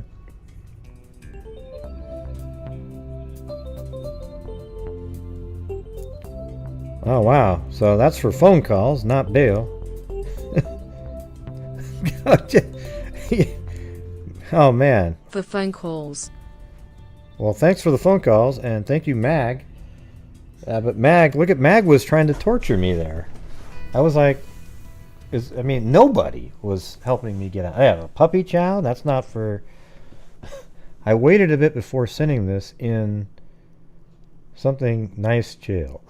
Jeez. Oh, man. You guys. You know, it actually made me feel bad for a minute. I was sitting there going, wow, look at this. These people don't want me out of jail. Some friends they I waited a bit before sending this in. Oh, thanks. Smiley face. Nice jail. Smiley Shelly face. Pink, thank you, Mag, for your, you got me a cab and a hotel room, and then Shelly Pink got me a nice meal over at Wendy's, and Candalee Woodward Stone got some food for my dog once I pick him up from the shelter he's been in for those 20 years. Thank you. Alright, I'm gonna get out. Chewbacca! Chewbacca? Oh, I'll do Chewbacca if you want me to. Here you go, Gray. Well, it's just bail. You bail me out. The original ones for a phone call and then a puppy chow, and then Mag, who was teasing me, she sent the actual, you know, bail amount and enough to get a hotel and a cab ride. Then Shelly Pink jumped in with a bail as well, which I'll use for a meal now, and then One Sly Angel. Free for the weekend. Ooh, there we go. I can eat for 3 days now. Thank you. All right. Well, the next one might take a while because there's actually this long press conference associated with it, and I kind of want to just go listen to the whole damn thing myself. But we just had, look at this case right here. So this is from 1959, March 6th. Candy Rogers in March. So it was March 6th is the first article. It was she went missing on March. I don't know exactly the date yet, but Many events are noted on the calendar. Oh, this is kind of interesting. On March 6th, this is just an article that popped up while looking for articles on her case. And it says, many events are noted on the calendar for this weekend.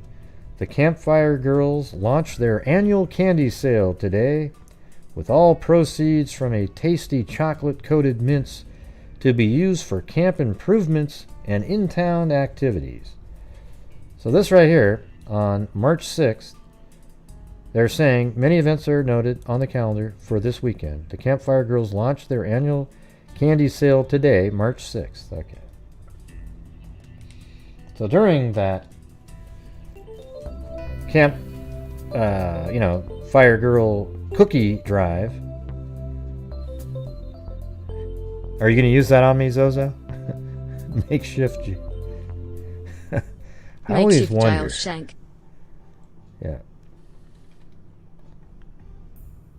Makeshift jail shank.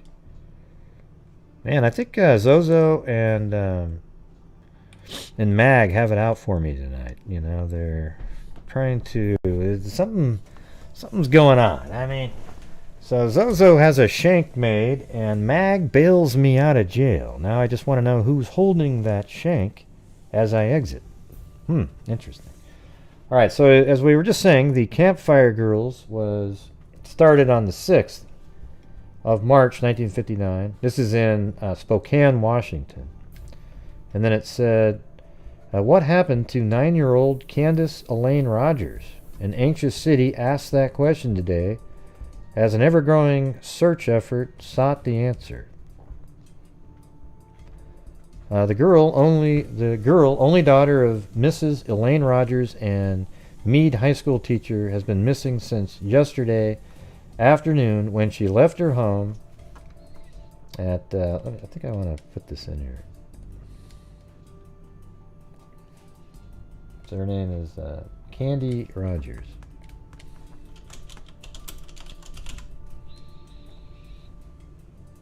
Yeah, let's see. If we put that in there. Does it still exist? West 2106.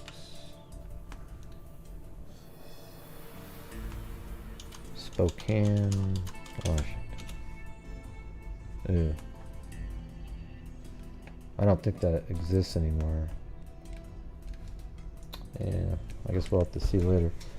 And she went to go sell Campfire Girl mints. So that event that was mentioned the day before is weird too, because her name is Candy. So I looked up Candy, and that's how I found the other article, just randomly, that they were selling Campfire Girl, candy. She set out with 7 boxes of candy and is known to have sold 2 boxes. 5 other boxes, which might have been hers, were found last night. They were picked up on both sides of the Spokane River, south of Downriver Golf Course. And on the strength of those finds, the search efforts was concentrated in that area today. Afoot, on horseback, in cars, and even airplanes, the searchers scanned both banks of the river from the Fort Wright Bridge. Let's see where that is. Let's see if we can narrow this down a little bit.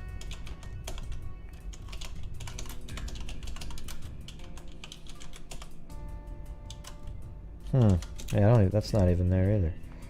Oh, there it is. Fort Wright Oval. So maybe somewhere. I don't know.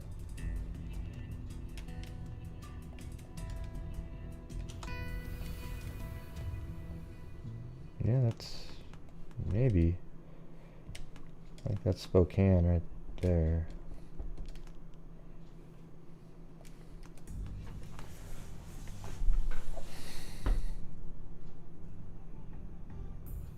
Fort Wright Bridge to 9 Mile. Just about every law enforcement agency, both civilian and military, was represented. Many of the volunteers were residents of the area. Bloodhounds were used. Other parties were moving upstream from 9 Mile towards the city limits. But by late morning, the only evidence remained those 5 boxes of candy. 2 of them, none had been opened, were found about halfway down Winding Petite Drive. Okay. Is that still there? Come on. Petite Drive. There. There it is.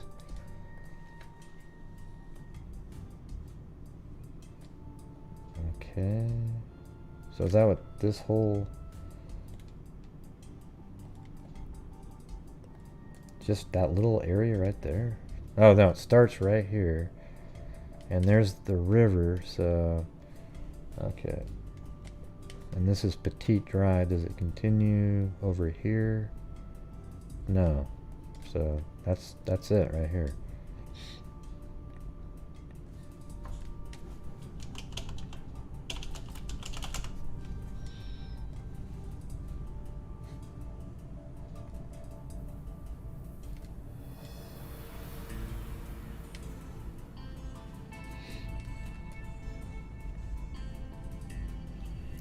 But by late morning, the only evidence remained those 5 boxes. 2 of them, none had been opened, were found about a halfway down Winding Petite Drive to the Fort Wright Bridge, Piper said. A third also was found on the road. The other 2 were picked up inside the Fort Wright Reservation about a block off the main road through the fort.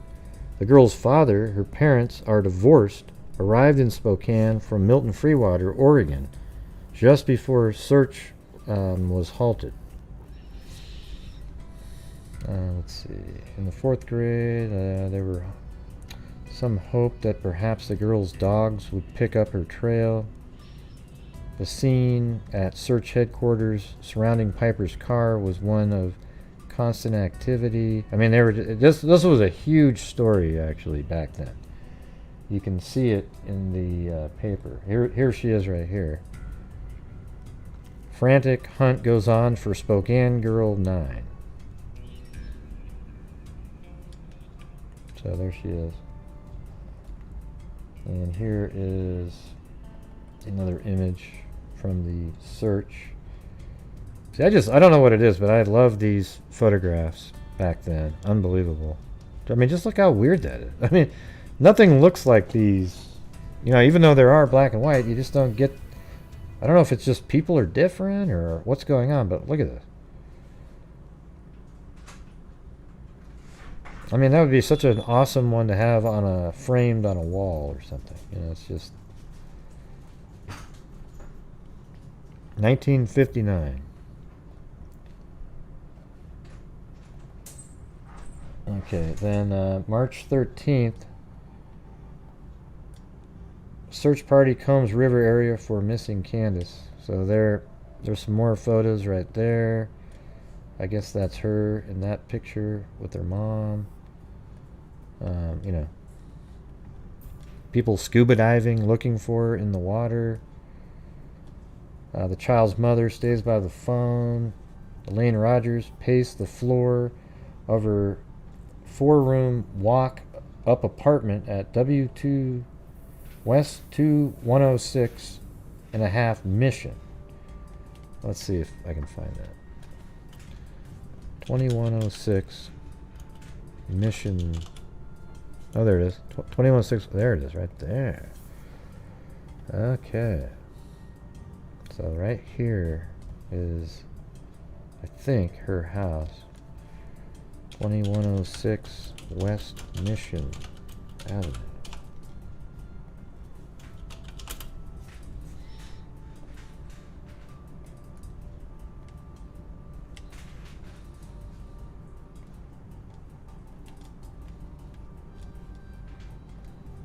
That's the same house. I guarantee it. That house right there. That's probably built 1940 or something like that. Let's see. So the mother stays by the phone. I mean, this whole page is for them. You know, them looking for her.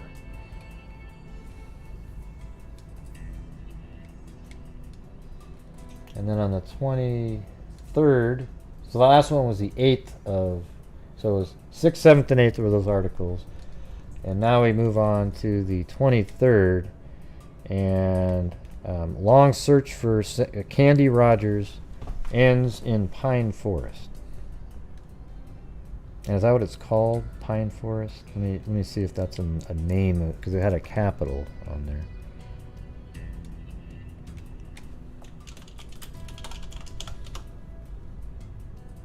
Ew, I don't know.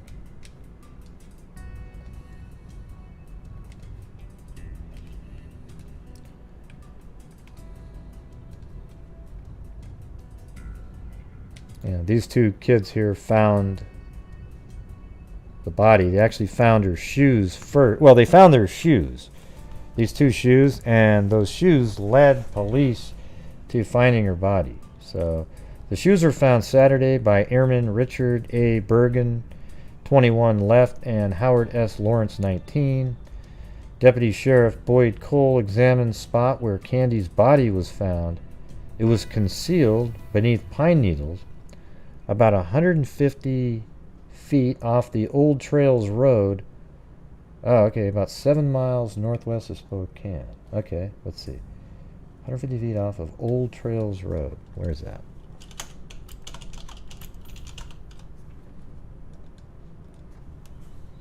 North Old Trail. So way over here. Wow.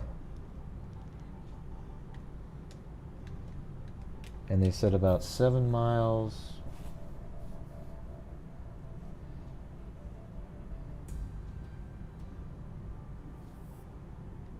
Yeah, northwest, so that makes sense.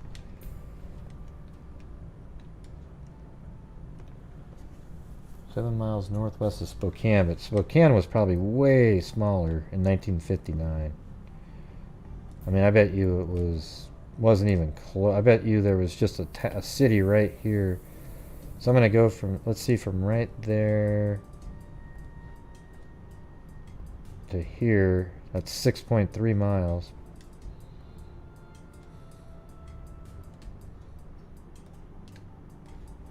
So somewhere along this road, is it still called that here? Yeah, Old Trails Road. So we'll just put a pin, and it was off the road somewhere.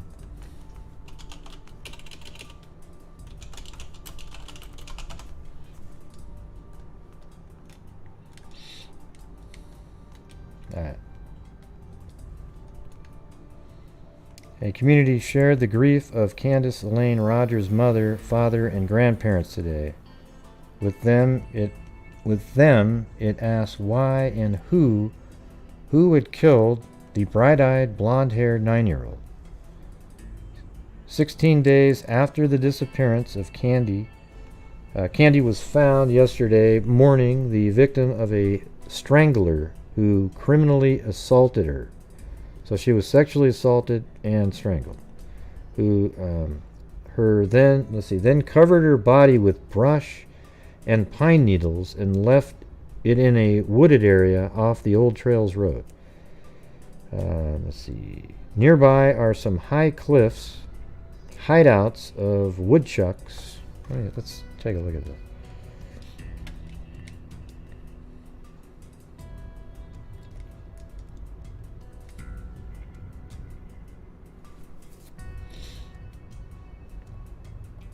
Yeah, well, there you go. Look at the cliffs right there.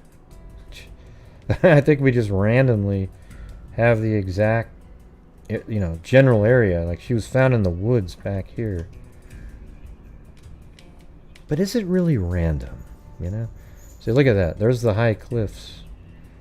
So it's probably, like, in here somewhere.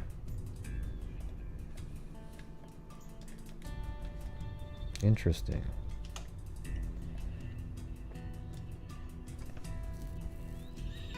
Nearby are some high cliffs, hideouts of woodchucks. Candy's body was found because 2 airmen went hunting for the marmots in the area about 7 miles northeast of downtown Spokane. They found a pair of girls' blue slipper-like shoes some 150 feet off the road, examined them, left them where they had found them, and went on hunting. But back at Fairchild Air Force Base in the evening, Airman Richard A. Bergen and Howard S. Lawrence talked over what they had found with their with their buddies and decided it might have some bearing on the search for Candy. They called police and with officers went back to the scene at about 10 p.m. A flashlight beam picked up the shoes, which Candy's grandmother, Miss S.E. Newton of West 2104 Mission, identified where they when they were brought to her home. So she was able, this is such small writing. A further search of the area after dark seemed inadvisable, but officers were back at the scene early yesterday. With them was Candy's grandfather. Hardly had Police Inspector Robert B. Piper told his group to spread out and start looking when Police Officer Charles E. Stutchell Jr. called out, "No use going any further. Here she is." The body was found within 20 feet of the spot where we picked up the shoes. It was well concealed, but Stutchell spotted a knee protruding through the covering of the needles. Newton was sent home to break the news to his daughter, Miss Elaine Rogers, who lives next door at W2. Let's see. So the other house would have been 2106-4 is what it was, right?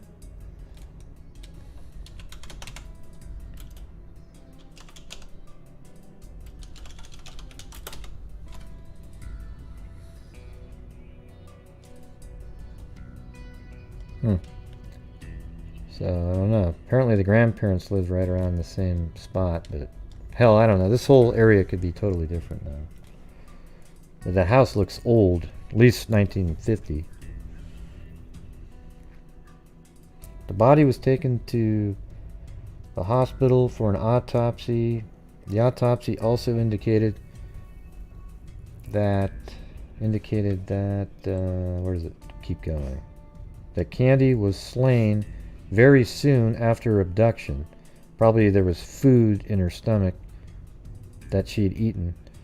16 days earlier, Dr. Jones said, "There is no way to determine whether the slaying occurred in the area where the body was found," he said, because she was strangled. "There were no indications she had been beaten," he said. "Not all the results of the laboratory tests conducted yet have been added yet." So the thing is, it was also, really cold. Spokane is a really cold place, and it's also, in the just getting out of winter at this time. The area in which the killer took the victim is Lonely One. There is a Great Northern Railroad gravel pit where a car could easily have be concealed perhaps 200 yards further north along the Old Trail Road. Well, I mean, this is just a crazy story all around. I'm not going to go through the whole thing, but what happened to my Adobe Premiere? Did it shut down? I have to open it back up. Hold on.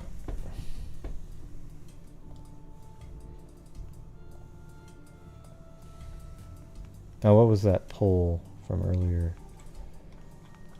Oh, the shooting. So 74% no, it's not random. Okay.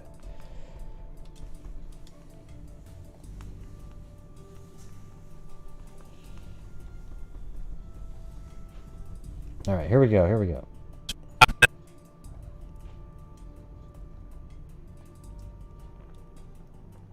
So this is today, if you can believe this.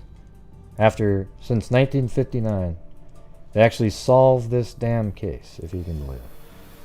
And you know what's even more amazing, everybody, is that they got the DNA by exhuming her body, like in the 1990s. And even then, they were able to extract. I don't know how the hell they do this shit. I mean, and I think they actually re-exhumed her. And this lab was able to get his biological information from her body still after 62 years inside of a grave. That's crazy shit, man. You know what they should do? Is try to find like Neanderthal DNA. Go to a cave somewhere and swab where they drew the drawings. I mean, shit. If it works that well. All right, here we go. With the details of the investigation. Oh yeah, and check it out. You put that through Parabon Nanolabs phenotyping, and it comes out with these huge brow ridges, kind of hunched over. With the. I'm going to introduce some people that are going to be speaking, as well as some special guests that are here. That was a joke. In addition to myself, the speakers will be Sergeant Zach Storment. He is also of the... By the way, I totally fixed this audio. It was mono, really low. Some people you couldn't hear and everything like that, so I put it into this other program where it makes everybody's voice equal. Yes, DNA is incredible. Every day there's like 5-6 cases being solved. All these rapists are shitting their pants at this point. Every one of them are crapping their pants. Hey everybody, I'm down another 20 subs today. It's awesome. Jesus. Major Crimes Unit for the Spokane Police Department. We have Othram CEO David Middleton. Yeah, this is a competitor, but this guy, he's done a lot of. He's a competitor with everybody like Parabon and what does that say? Yeah, Identifinders. But this guy, he's done a lot of just incredible stuff. Okay. Thanks, Cindy Lynn. And Chief Craig Meidel of the Spokane Police Department. They'll be speaking to you in sequence. Our special. So this is like an hour long, so I'm just gonna play it. Stop it every once in a while, but I want to just listen to the whole thing. Special guest today, our former retired prosecutor, Frank Johnson. Thank you, Frank.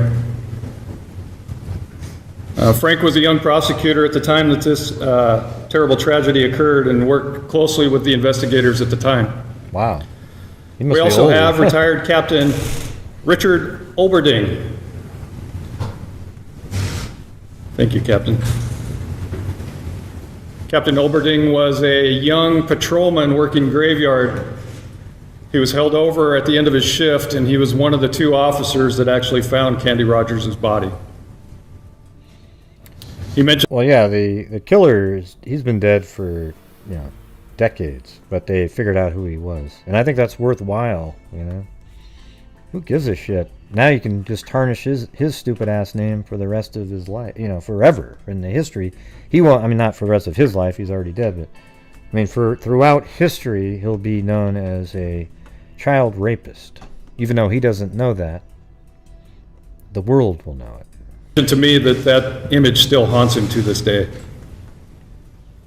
We also have retired Detective Brian Hammond. He was the latest detective prior to Sergeant Zach Storment to work on this case, and he put a number of years into it.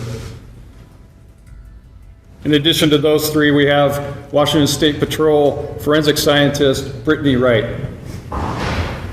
She worked closely with Sergeant Storment on the collection and processing of the DNA. Thank you, Brittany. I want to remind the media that we're going to take questions after the last speaker. We also have a packet of information for you at the end of the conference, which includes the video presentation that we will give here shortly. I would also ask that the special guests not be approached after the conference. If they wish to answer questions from the media, they'll come talk to you. I want to talk about how this affected the Spokane community. Certainly there were a lot of victims involved in this case over the last 62 years. Obviously, Candy Rogers is the primary victim of this incident. Nothing like this should ever happen to a child anytime, anywhere, and yet it did. Her family and friends would be considered the next victims in this case. They've had to live with this entire time, and now perhaps they can find some peace in the resolution. I would also like to add the victims list to include the law enforcement personnel.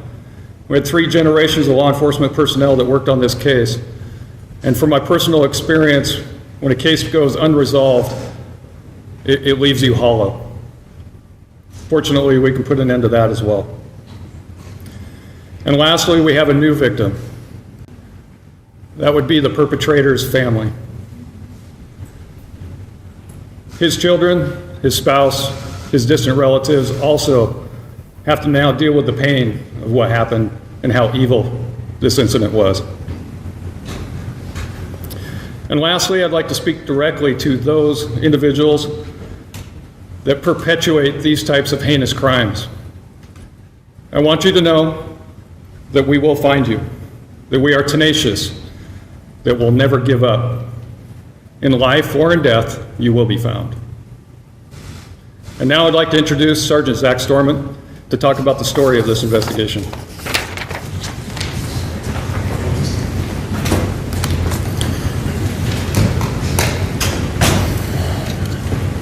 So I'm going to start with a video that was produced last night, and then I'll take you through the case.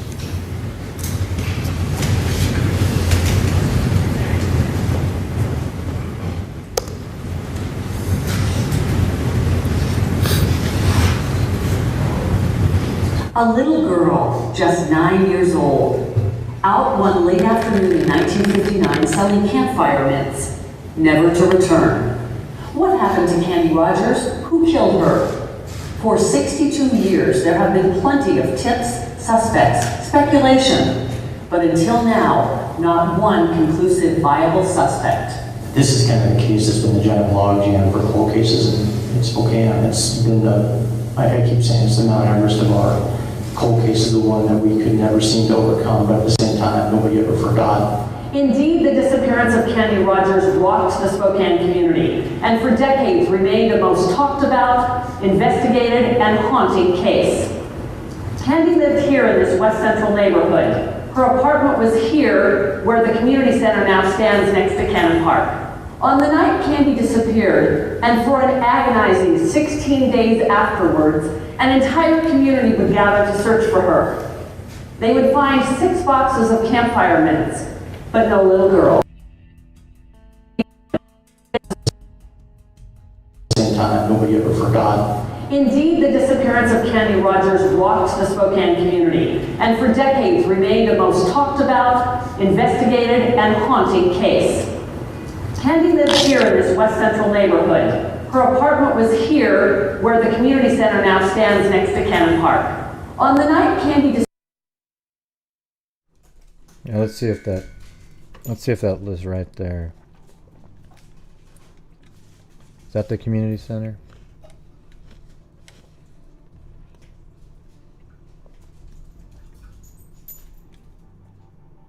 Yeah, that's it. So I guess it was right there. So it wasn't really, they don't really have that address anymore. So I guess it was over here. Probably right here in that parking lot. disappeared, and for an agonizing 16 days afterwards, an entire community would gather to search for her. They would find 6 boxes of campfire mitts, but no little girl. The search included a helicopter from Fairchild Air Force Base that tragically crashed while looking for Candy. 3 airmen died, 2 survived. Just more than 2 weeks after Candy's disappearance, hunters found her shoes in a remote area some 7 miles from her home. The next day, at daybreak, Spokane police would find her body beneath pine needles and brush. Shoes in a remote area some 7 miles from her home.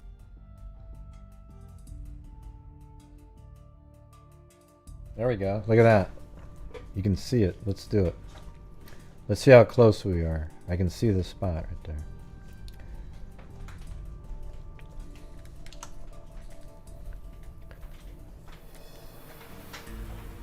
Alright, I think we're like right in the right spot there, just based on what we just were looking at. It's right up here. And so let's just sort of look at the general.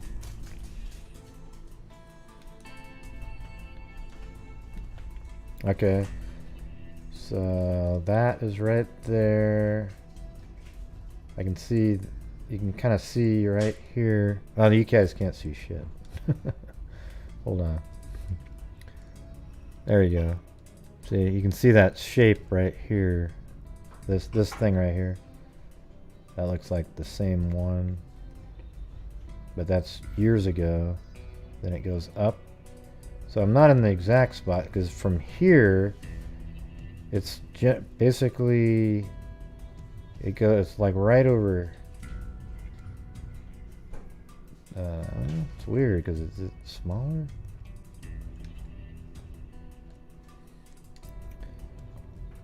It looks like it's more right over here. Alright, so let's see, it goes like that. You can see that, and it goes, that looks exactly the same.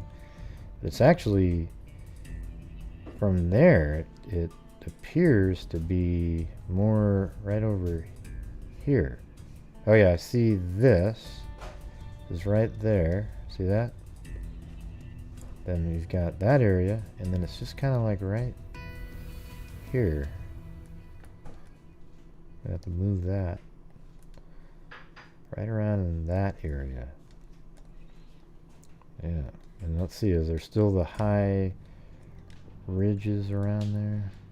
I don't know. Yeah, I don't see the, I thought the area that we had was a little bit better because that had the ridges there, but based on what their map says, it's more down in that area.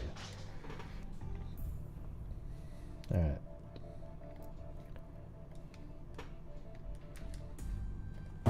The next day, at daybreak, Spokane police would find her body beneath pine needles and brush. Candy had been raped and strangled to death with a strip of her own clothing. It was the end of the search for the young girl, a fourth grader at Holmes Elementary, but it was the beginning of the search for her killer. A massive investigative effort involving multiple law enforcement agencies was underway. There were hundreds of tips from all over the country. Throughout the 1960s, 70s, 80s, 90s, and into 2000, numerous Spokane police detectives picked up Candy's case, but were never able to establish probable cause for an arrest on any of a number of suspects.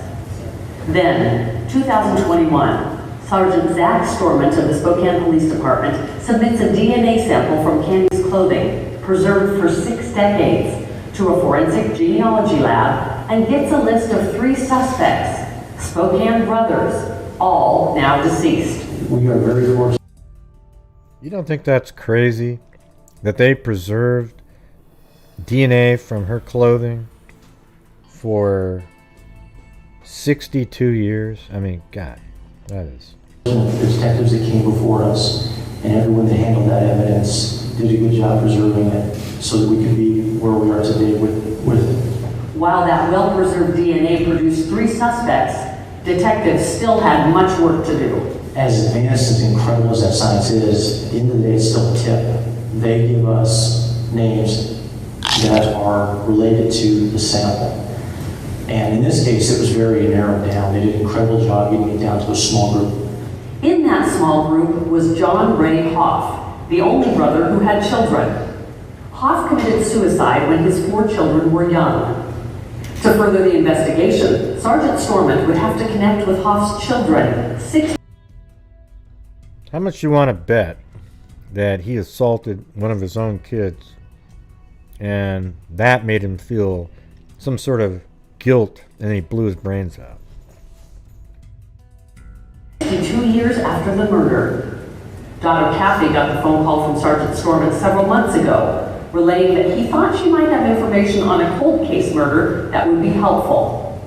And while Caffey was sure she couldn't be of help, when told the murderer may be her father or one of her uncles.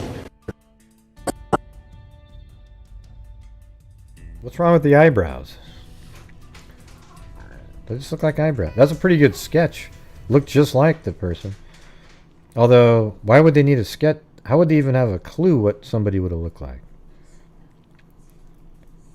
Assembled on the spot for identification and maybe I don't know where that sketch came from. That doesn't make any sense.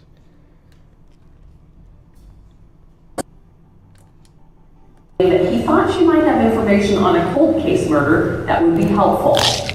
And while Kathy was sure she couldn't be of help, when told the murderer may be her father or one of her uncles, she submitted her own DNA.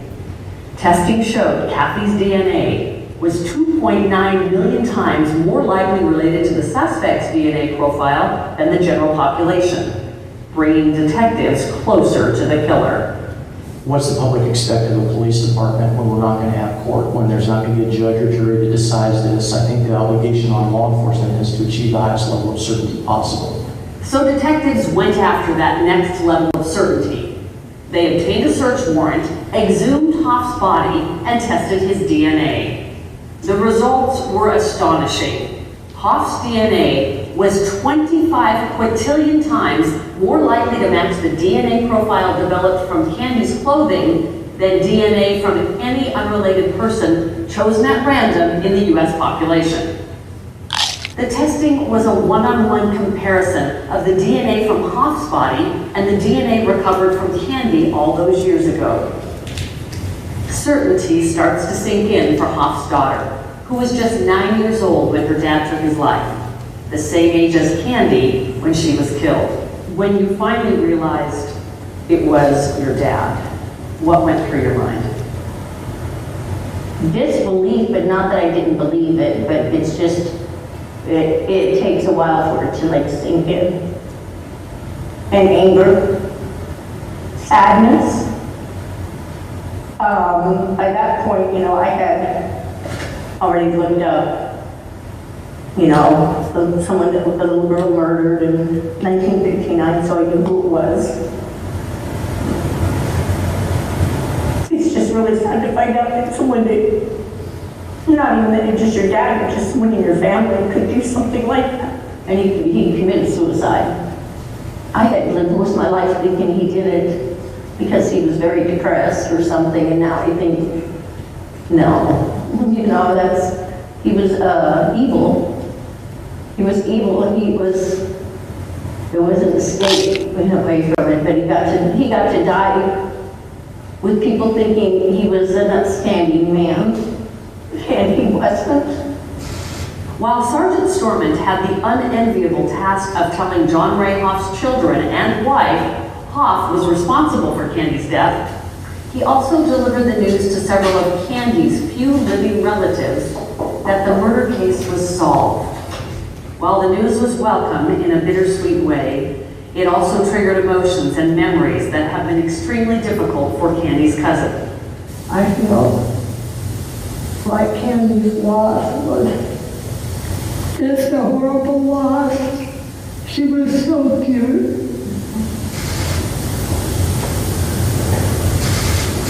And she didn't have much time. There are a number of coincidences, maybe, certainly eerie connections with Candy and John Ray Hoff. They were buried in the same cemetery all these years, until recently, when Hoff's daughter and wife had moved away from the little girl's resting place. And in a book produced by the Spokane Police Department History Book Committee in 2014, the story of Candy's death and investigation is 10 pages away from a picture of John Ray Hoff. It's an unrelated story about a law enforcement identification system that happened to use Hoff's mugshot from an arrest on a case 2 years after Candy was killed. Hoff was convicted of second-degree assault with intent to rob and spent 6 months in jail. The one thread that is not a coincidence, well, that explains where that came from. Both Candy's family members and Hoff's say they are extremely grateful that the DNA... Man, what are the odds of that? That he's in the same little document? That was kind of like when Dennis found the article that had Alan Lee Phillips on the same page as him being rescued from on top of the mountain the same night as the Schnee Oberholzer case, and having the articles in the same page of the paper. DNA technology today helped solve Candy's murder, and they are hopeful the technology will help other families. I think it means that we, as the Spokane Police Department, we see a path forward to solve more cases like this and have an effect on the volume of cold cases we have, which is quite large. We have over 110. For now, 2 families and a community have some closure to a murder that was so hard to grasp. Candy, the campfire girl, out selling candies on a March evening in 1959. What would you like Candy and her mother to know? I'm very, very sorry for what my dad did. He took her life horribly, and that he took her mom's life, really, took her dad's life. He took more lives than one. And even though I didn't do it, I'm not responsible. I mean, I wasn't even born. I hope that it gives her peace, knowing that even though it's not really justice, because he doesn't get any punishment, but that his name has this on it now, and they can know it's solved, and everybody can know it's done. I wish that we would have known who killed her when they were still alive, her mom and dad and her grandparents. She was an only child, her mom was an only child, and so it's actually sad that they passed away with not knowing who had taken their grandmother and daughter's life. So I hope everybody's at peace now. I know that we are.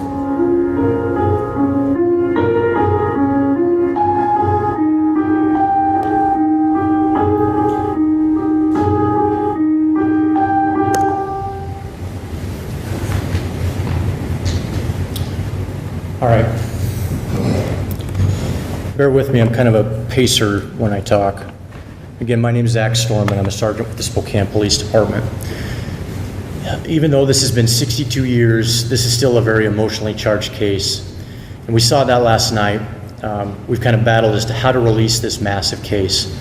And we've known now the result for about a month and a half.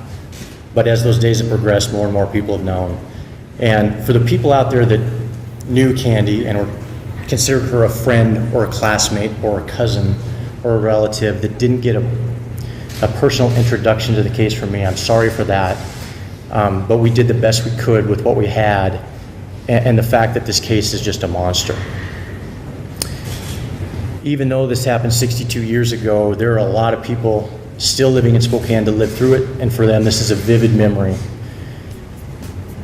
For those that don't know this case well, and because it is so old, there are many people that are going to have to hear this for the first time, and you have to be cautious, and there's no way around saying this is a violent crime against a small child that is hard to hear.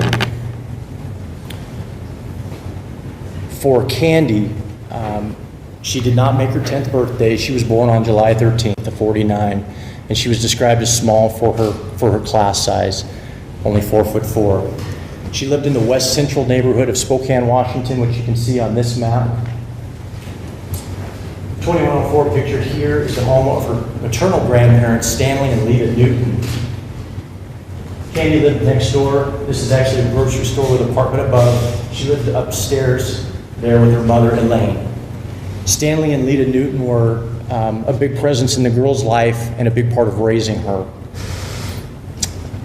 For Candy, March 6, 1959 meant the beginning of campfire mint sales.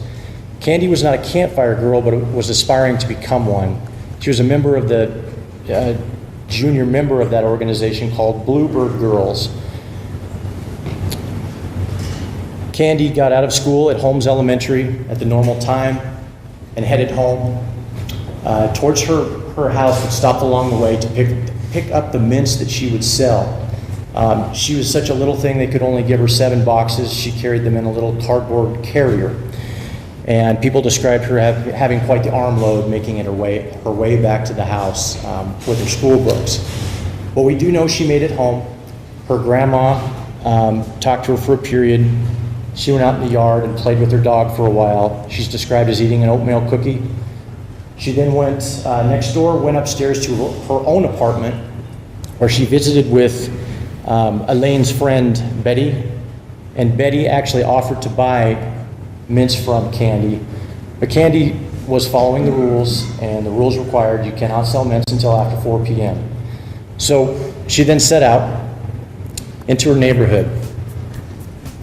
This map that you see now is pretty much captures the area she traveled. She did go a little bit further west, but we believe this is pretty accurate.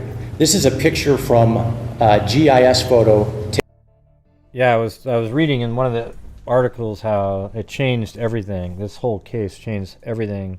Nobody does any of these things anymore. Kids don't deliver papers. That's what just sucks. That we have these monsters out there that have just sort of ruined everything. I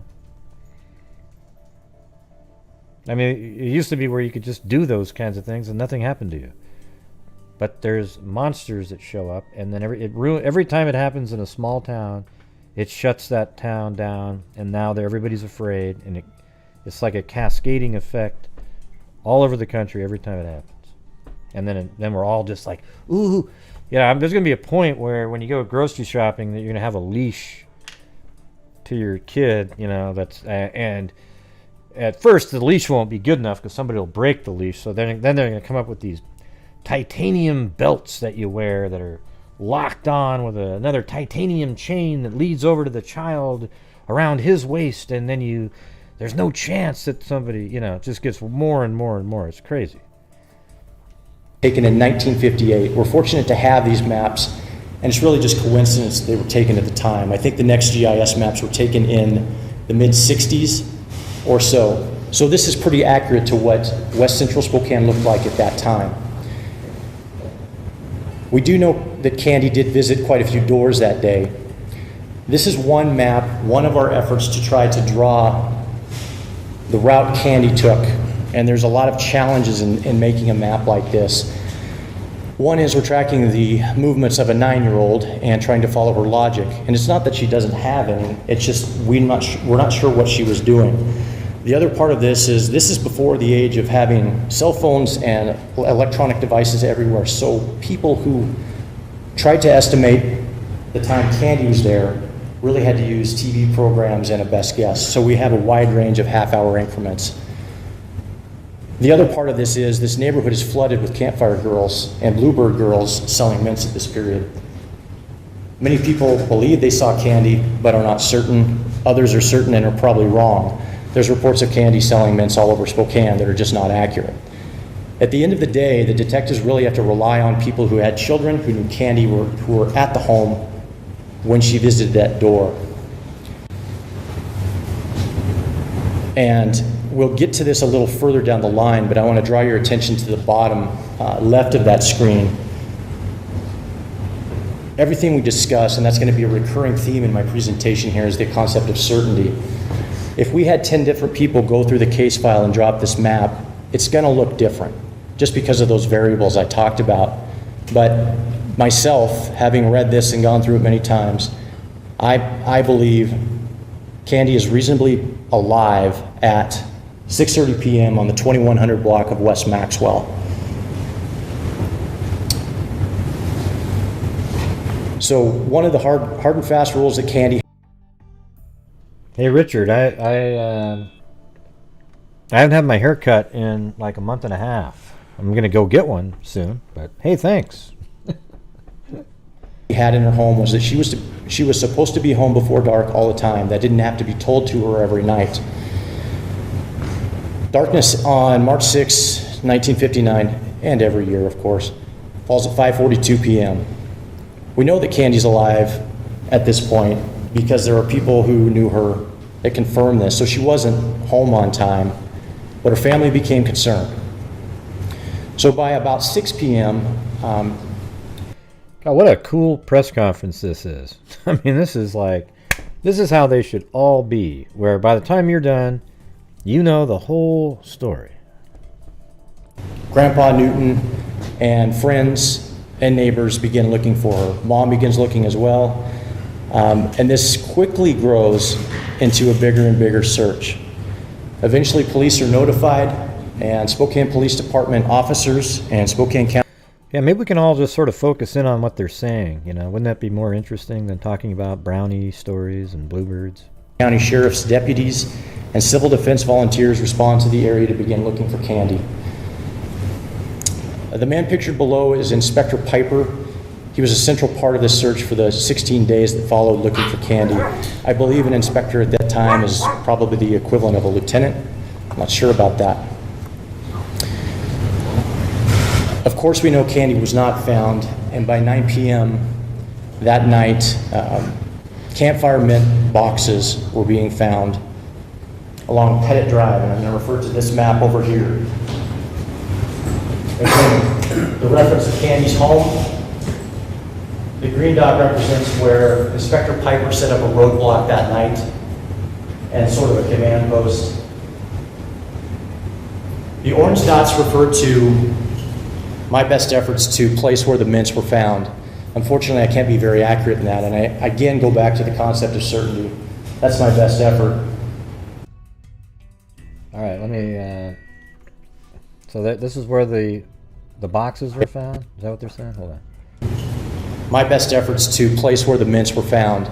Unfortunately, I can't be very accurate in that, and I So that means that's in the.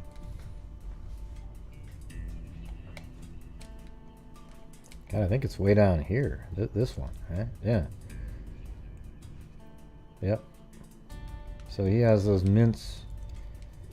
I'll just put where he has the boxes. Even though he's saying he can't be that accurate, I'll just put him where he has them. Mints.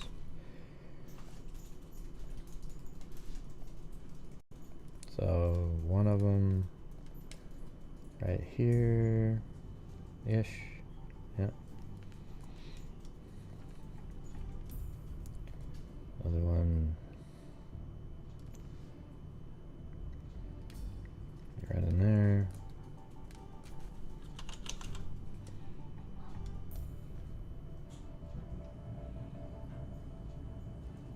Hey Plato, do you think we could all just kind of go over the focus in on the story? Yeah, that'd be cool. That'd be awesome. All right, right there. Let's see, and then also, well, yeah, it's so close to their house is where the other one. So there's Pettit Drive right there, and that's where one of the mint boxes was found. Almost right on Pettit Drive, so not far from the house. He's probably like tossing them out the window. All right, cool.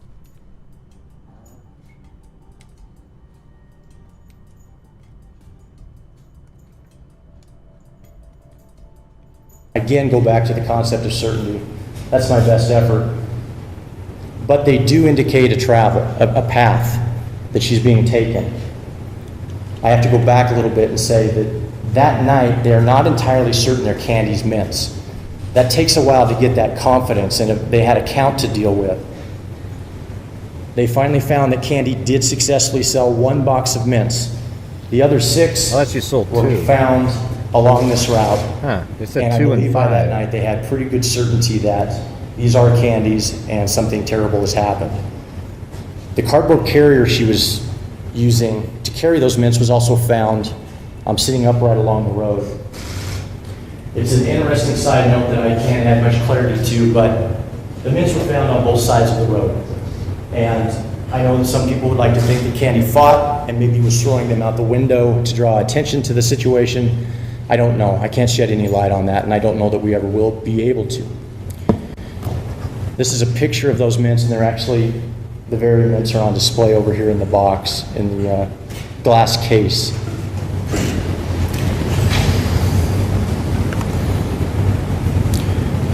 So by the next morning, all of Spokane is becoming aware of this, and this begins a series of efforts by the Spokesman Review and the Spokane Daily Chronicle to document this incident. And the Spokesman Review's archive is an absolute wealth of information in this. The pictures alone can help you better understand the case, and I've referred to it often. This is one of the first articles they produced. This triggered a response in our community that I doubt will ever be equaled. A command post was set up at the bottom of Verbena Drive, and that's near this dock here. That command post stayed there for many days. There was a point where people could have observed many different uniforms coming in. I have some of them listed here: Air Force, Marines, Washington Water Power, United States Postal Service, Inland Paper. People from every station in life came to help Candy. There are incredible articles written this time, published in both papers, documenting the search efforts that were taken. The Marine Corps handled searching everywhere north of Charles Road Dam all the way to Tum Tum. Aircraft were in the air, people were on horseback. People that showed up on foot and didn't have a means to get to a search area were put on the back of police motorcycles and driven to a new search grid. That river canyon pictured in that map was searched extensively. There are a couple features in this map, this is 1958 again, that are probably foreign to people in Spokane now. This is actually Fort George Right. It extends all the way down to here. That base at that point is in the process of being decommissioned, so there's many empty buildings there. But those buildings were checked more than once, and I believe the FBI helped with that. Thanks, this area here is called Natatorium Park. That area was checked extensively as well. That's a amusement park, for lack of a better word. There's a giant swimming pool, roller coaster, and that type of thing. Both of those structures or places are really different now, of course. It said disappointed face, angelic face, both of which absolutely have nothing to do with Zozo. And then the, I think, mouth closed face. There you go. There you go. Angelic? Despite everyone's best efforts, oh my God, Candy's not being found, and I'm still talking about March 7th. And as if things are not bad enough at that point, this is a picture depicting the actual helicopter that came to help. Fairchild deployed this helicopter on March 7th. This picture is taken at the parade grounds, again, at Fort George Right. Oh, the hell with it. Talk about your bluebirds and your brownies. Do whatever the hell you guys want to do. I just always think, man, it's like, I always try to make this comparison. Like if a comedian was doing their show and in the front row you had two people talking about knitting, it might be a little bit discouraging to the, the person, the comedian or the person giving a presentation. Although, the freaks we're like a freak family, so it's not that. Normally people are just yapping around, whatever. But this is pretty interesting because you never get this kind of a detail. Mouth shut face. Mouth shut face. Mouth shut face. Mouth shut face. Mouth shut face. Mouth shut face. Yeah, you don't normally get this kind of a detail in a press conference. So, I mean, this is the kind of stuff that we put together on cases like, the Daybell case, as stuff comes out. Grimacing face, devilish face, woozy face. Another one? Oh, that one. How did that one come after that one? That was weird. All right, thanks. And there's stories of the crew. Yeah, it reminds me this time. I remember when I was in Cub Scouts, we had to say, let's see, we had to learn these little, the creed and all that kind of crap, but you felt so cool wearing the military-like outfit with the scarf and everything. Yeah. God, it was great. Oh, yeah, and this other time when, oh, wait, let me get back to the... Trying to get Inspector Piper to fly, and he did not want to. He seemed to have a fear of flying. Unfortunately, that helicopter took off to fly the River Canyon and struck high-tension wires over 9 Mile Reservoir and went into the water. It's a terrible situation, but if there is a bright side to it, because so many people were out looking for Candy, there were a lot of people along the shore already, and it's fairly shallow there. Boats were launched and 2 men were saved. 3 did not survive, of course. Wow. Wait, what's he saying there? I've tried. That's crazy. What happened there? People were out looking for candy. There were a lot of people along the shore already, and it's very shallow there. Boats were launched and 2 men were saved. 3 did not survive, of course. I've tried to find pictures of these 3 airmen who were lost. They are Airman Marlise D. Ray, Staff Sergeant William A. So they were McDonald, lost looking for her. and Lieutenant Crazy. Kenneth G. Foutek. I just don't know much about them, and I wish I knew more. This is a picture of the helicopter being dragged back to shore. Wow. That night. Yeah, that's brutal. The two men who did survive, James L. Fisher and Michael Holloway, I've tried to find them, and I was unsuccessful with James Fisher. But Michael Holloway is still alive. And so you know what's incredible? This Spokane police wanted to make sure they got a hold of every single thing, every person out there, to let them know that it wasn't in vain. I mean, so there was a helicopter crash during the search. 3 of the people died, 2 lived, and they're trying to track them all down to give them credit for what they did and then let the people know that lived. I think that's just freaking amazing, you know? So they did all of this stuff prior to the press conference. Well, today, retired in Arizona. And I hope he's at home watching. Well, let me just rewind it back, because they talk about the helicopter. People were out looking for candy. Right there. There were a lot of people along the shore already, and it's very shallow there. Boats were launched and 2 men were saved. Okay, hold on. Let me rewind it a little bit more. Probably right here. This picture is taken at the parade grounds, again, at Fort George, right? So right there. And there's stories of the crew trying to get Inspector Piper to fly, and he did not want to. He seemed to have a fear of flying. Unfortunately, that helicopter took off to fly the River Canyon and struck high-tension wires over 9 Mile Reservoir and went into the water. It's a terrible situation, but if there is a bright side to it, because so many people were out looking for candy, there were a lot of people along the shore already, and it's very shallow there. Wow.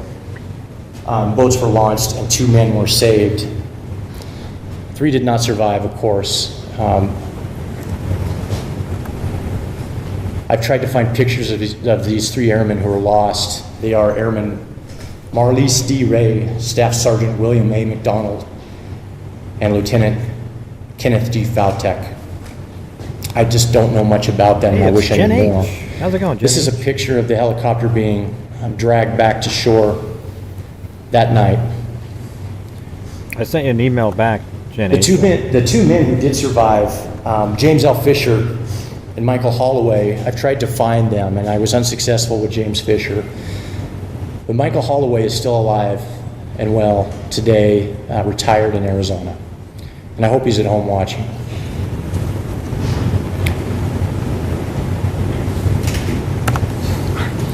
Again, more pictures from the Spokesman Review, and this is a picture on the right that I hadn't seen until very recently. A picture of Elaine Rogers with her daughter Candy. This is a picture, a snapshot on the left of the command post set up at the bottom of Pettit Drive. So the search goes on for 16 days, unsuccessfully, and obviously hope has to be fading to some degree. But what is remarkable, volunteer efforts sometimes are short-lived, but the dedication here is, it's really staggering. On the final weekend, 1,200 people came to the command post to help with the search. That's an incredible number by any standard. Of course, we know because we're here today that this did not end well. On March 21st, 2 airmen who were off duty took some time to go hunting off of Old Trails Road. They're on about the 5100 block.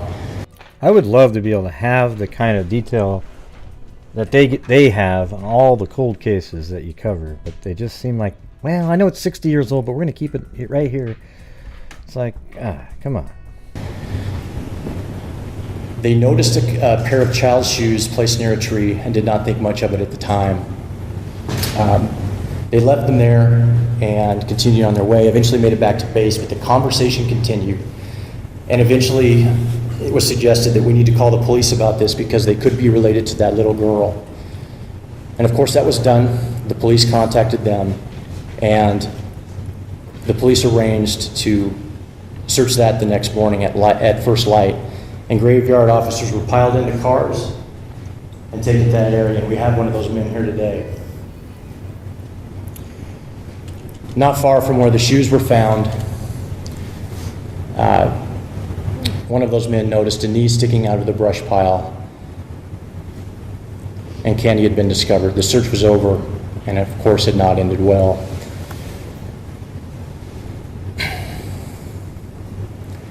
This picture was retaken, I believe, a few days later, but it captures that.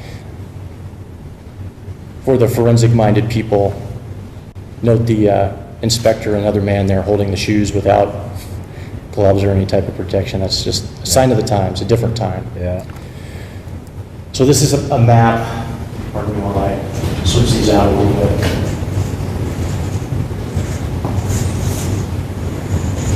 This is a modern map. This is Spokane as it exists today. For reference, where we started, the West Central. Yeah, I'm going to do this one more time here.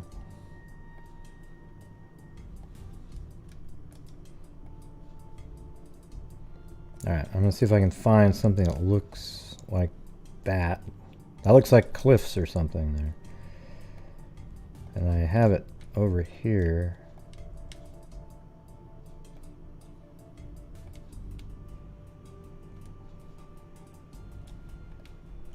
Yeah, so I think that's that straight road that's right there.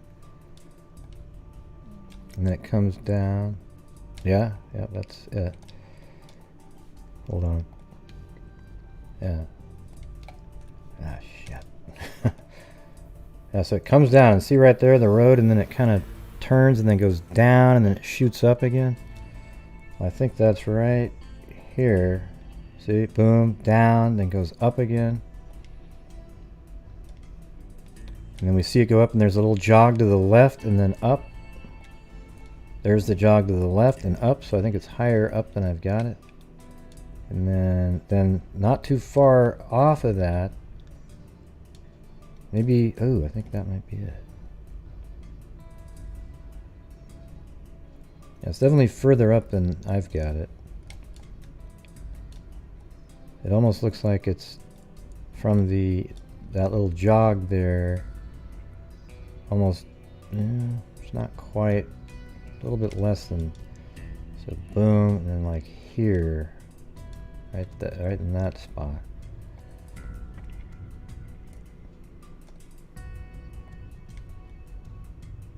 Well, actually, you can just use that road. See, no, more matched that other spot. See the end of that road right there? It's just kind of...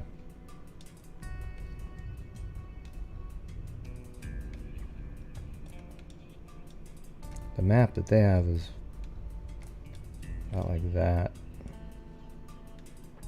Yeah, it's farther down. It's about where I had it originally. Like right in here.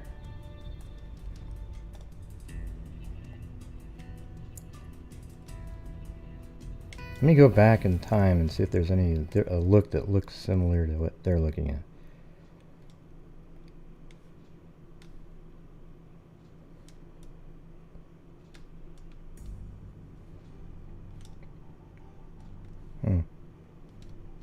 Yeah, so you can see there, they have it about like this.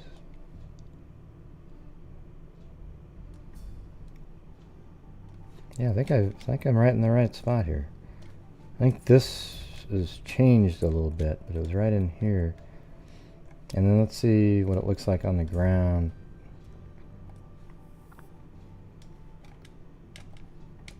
Oh yeah, and there you go. Yeah, look at that. We've got the cliffs right there. Awesome. Boom. That's it. Unbelievable. Excellent.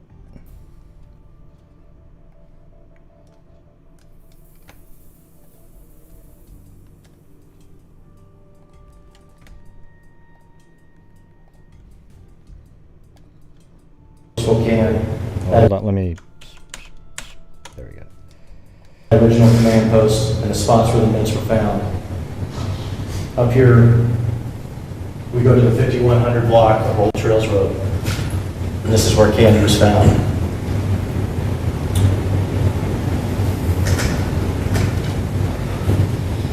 Spokane County at that time was very rural. There weren't many houses then. There are quite a few houses in that area now. This is an actual capture or picture of the brush pile Candy is concealed in. Another taken with a little better light. An autopsy is done the next day on March 23rd. The cause of death is determined to be strangulation. There is very obvious sexual assault. And Candy's feet are bound with a torn strip of her own slip. Wow. And another piece of that fabric is also knotted around her neck and used to strangle her as a ligature. Because this area is in unincorporated Spokane, and this would be the same case today, the Spokane County Sheriff's Department launches a homicide investigation. I tried to capture some pictures from the detectives involved, but the short story on this is every detective was involved for both the city and the county. But these three men are Spokane County Sheriff's Department detectives. It's hard to say what everyone's role was because they were all pitching in, but I do know that Detective James Allen was the lead on that. This fell on his shoulders, and he carried this case for the rest of his career. Even though he had promoted beyond the rank of detective, I think he retired as a captain. He continued to work on the case.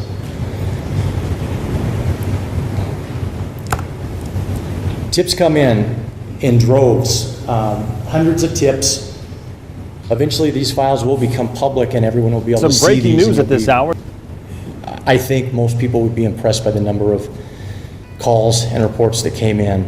And over the years they worked through these. And in the early 60s there was promise. There were things that looked good as far as suspects go. Hugh Morris is a name that emerged early in the case. In 1963, this gentleman, Frank Hayes Johnson, and Detective Allen worked on that. They actually traveled to Minnesota. Hugh Morris was in prison or incarcerated there pending trial for where he ultimately was convicted of a homicide and spent the rest of his life. He was convicted for homicides here in Spokane as well, but never returned.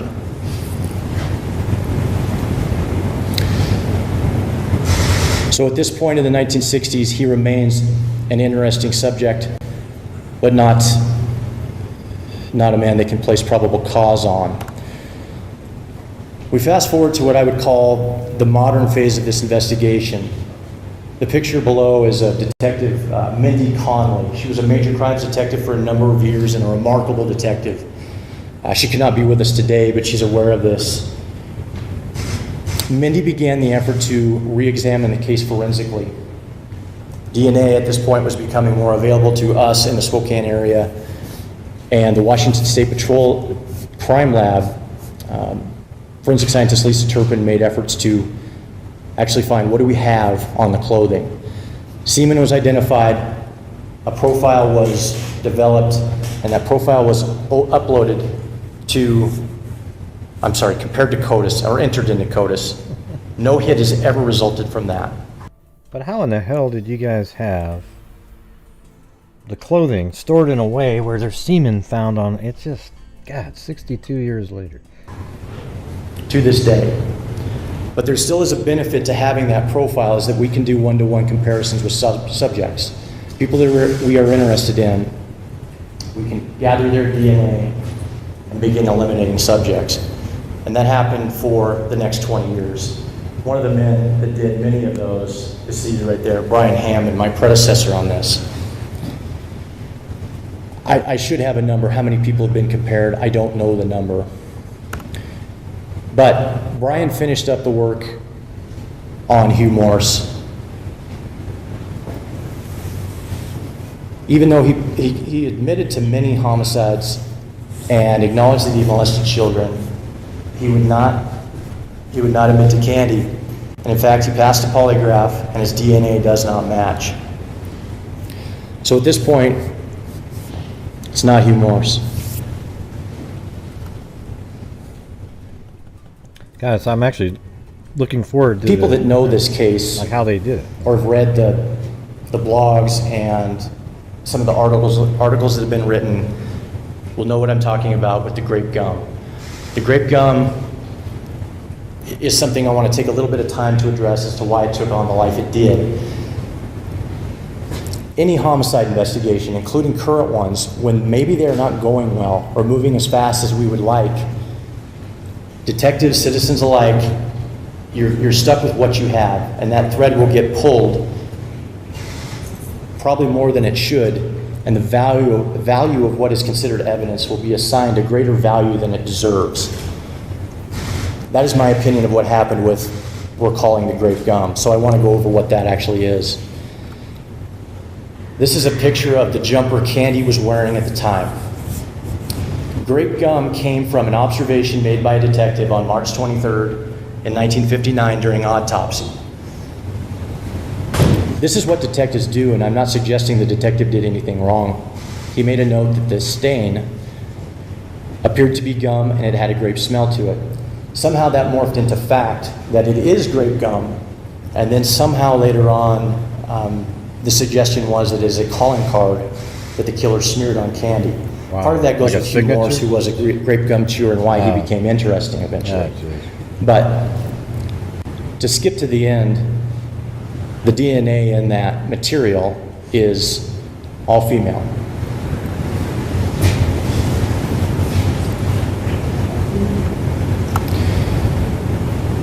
So finally, after all this talking, I'm finally to the point of how this resolution comes. Brittany Wright, as much as any person that ever worked this case, deserves huge amounts of credit for showing us the way. She had been working other cases. She works many cold cases, and it came across a company called Othram. And Othram is here today. I'm very grateful for that because I cannot possibly explain their science. Yeah. But it's crazy. Brittany had trained me, I believe that's the appropriate word, over the years to be cautious with consuming DNA. The Candy Rogers DNA. That's what Colleen tells everybody. You got to be very cautious. You can't use it all up because technology keeps improving. So make sure that you keep a large portion of it.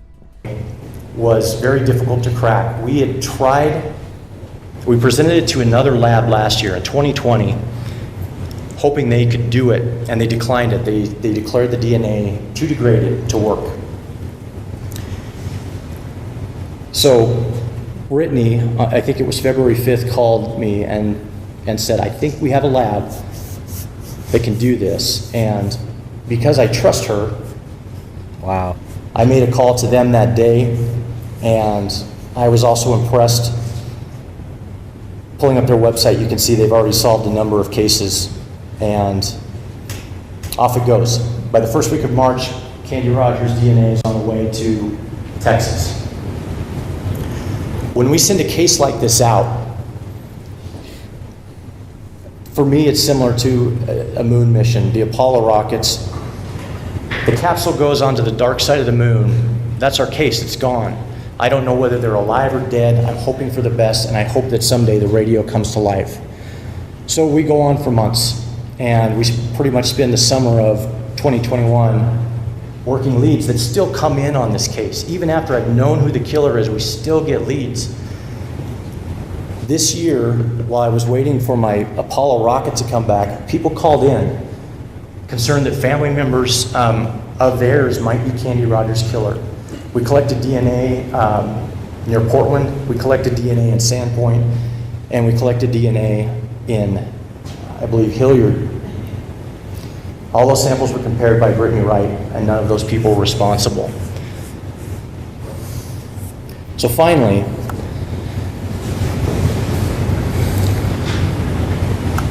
the radio comes to life. It's on Labor Day weekend of this year. No, this whole the gum thing was that people start going down rabbit holes because one detective said, hey, that's grape gum. And of course it matched this other suspect, grape gum. And they went down and they believed that that other suspect was the person They just couldn't prove it because of the grape gum stain. Well, later on it turns out that the stain was actually all female, and they wasted a lot of time and years by, gumming it up, as it were. When I start getting some cryptic texts and emails from David Middleman here, who is saying, hey, it might help to run this down, it might help to do this. I'm doing those things as fast as I can, but by the time I can report back to him those little details I was doing, he's moved on and said, don't worry about that anymore, we're past that. So I'm on a bunch of fool's errands at this point. But I have growing hope. He is not calling me about unnecessary details. This is the point where hope begins to bloom in this case. Hey, thanks, Vale. And on the night of September 6th, which is Monday of Labor Day weekend, they call. And the time in Texas at that time, I believe we were right around 8 or 9 p.m.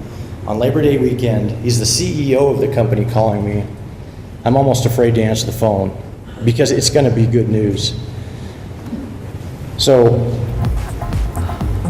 there's some amazing... Yes, I know it's a press conference, but I'd appreciate any help you can afford the channel and the charities at the end of the month and during the month. Thank you very much. Now back to the regularly scheduled programming. Stuff to recognize here in what Othram did. Not only did they break, I'm using the word break and he'll correct me later, break this incredibly degraded DNA, their genealogists gave me a list of only 3 people. People into genealogy out there will understand that's incredible. We have other cases we've worked where the family tree is monstrous and it might take years to get through it and narrow it down. But 3 people. See, I think Misty might be one of the best that there is out there. She didn't work on this one, but you guys seen how quickly she just bing, bing, bing, bing, bing, bing, bing. I mean, it's awesome. I'm dumbstruck on this conversation, and I'm afraid they think I'm an idiot. I can't even ask an intelligent question at this point. So it's a short phone call, and I drive into work that night and start doing the research on these 3 men. So John Ray Hoff appears to be... Think how fun that would be to be him, this guy right here. Like, oh my God, I got the 3 names. And you have all these resources to be able to look things up and get real information instead of been verified, like us, right? They can get all kinds of stuff. So it's absolutely incredible. I mean, how awesome would that be to be one of the genealogists or this guy or... an investigator that gets to know and have all the information. And when I say fun, it would be fun. It's like, I bet you he was sitting at home and he drove as fast as he could back to the office to, oh my God, this is it, and boom, right? The only one with children and a wife. I think they're still alive. Yeah, very some age calculations. You can all see it there. I don't need to repeat it. James would have been 19 and a half, so I think he's possible. But the younger brother, Terry, 16, maybe. But I'm really back to what is old-fashioned detective work now. My efforts are going to be to contact them and see if I can get any cooperation. And that is all over the spectrum as to what I might get at the other end of the line. I made a phone call first. Wait, hold on one second. I just want to let you guys hear what it sounded like before. Listen. Listen. Tips come in you hear droves. That? Can you hear that? Hundreds of tips. That's the audio. These files will become public, and that alone deserves super chats. The way I fixed it up. I think most people would be impressed. Comes out of one ear. Calls and really reports quiet. That came in. And over the years, they worked through these. That's and full-blown 60s, there press conference audio. Things that look good as far as suspects go. Can you hear it? Hugh Morris is it only comes out of the left ear. Early in the case. All right, but now listen to it. To daughter Kathy, and she's the only one that really wants her name used here, and I've got her permission to do that. Kathy didn't answer the phone at first, but her message ended, her voicemail ended with, "I hope you have a great day and God bless you."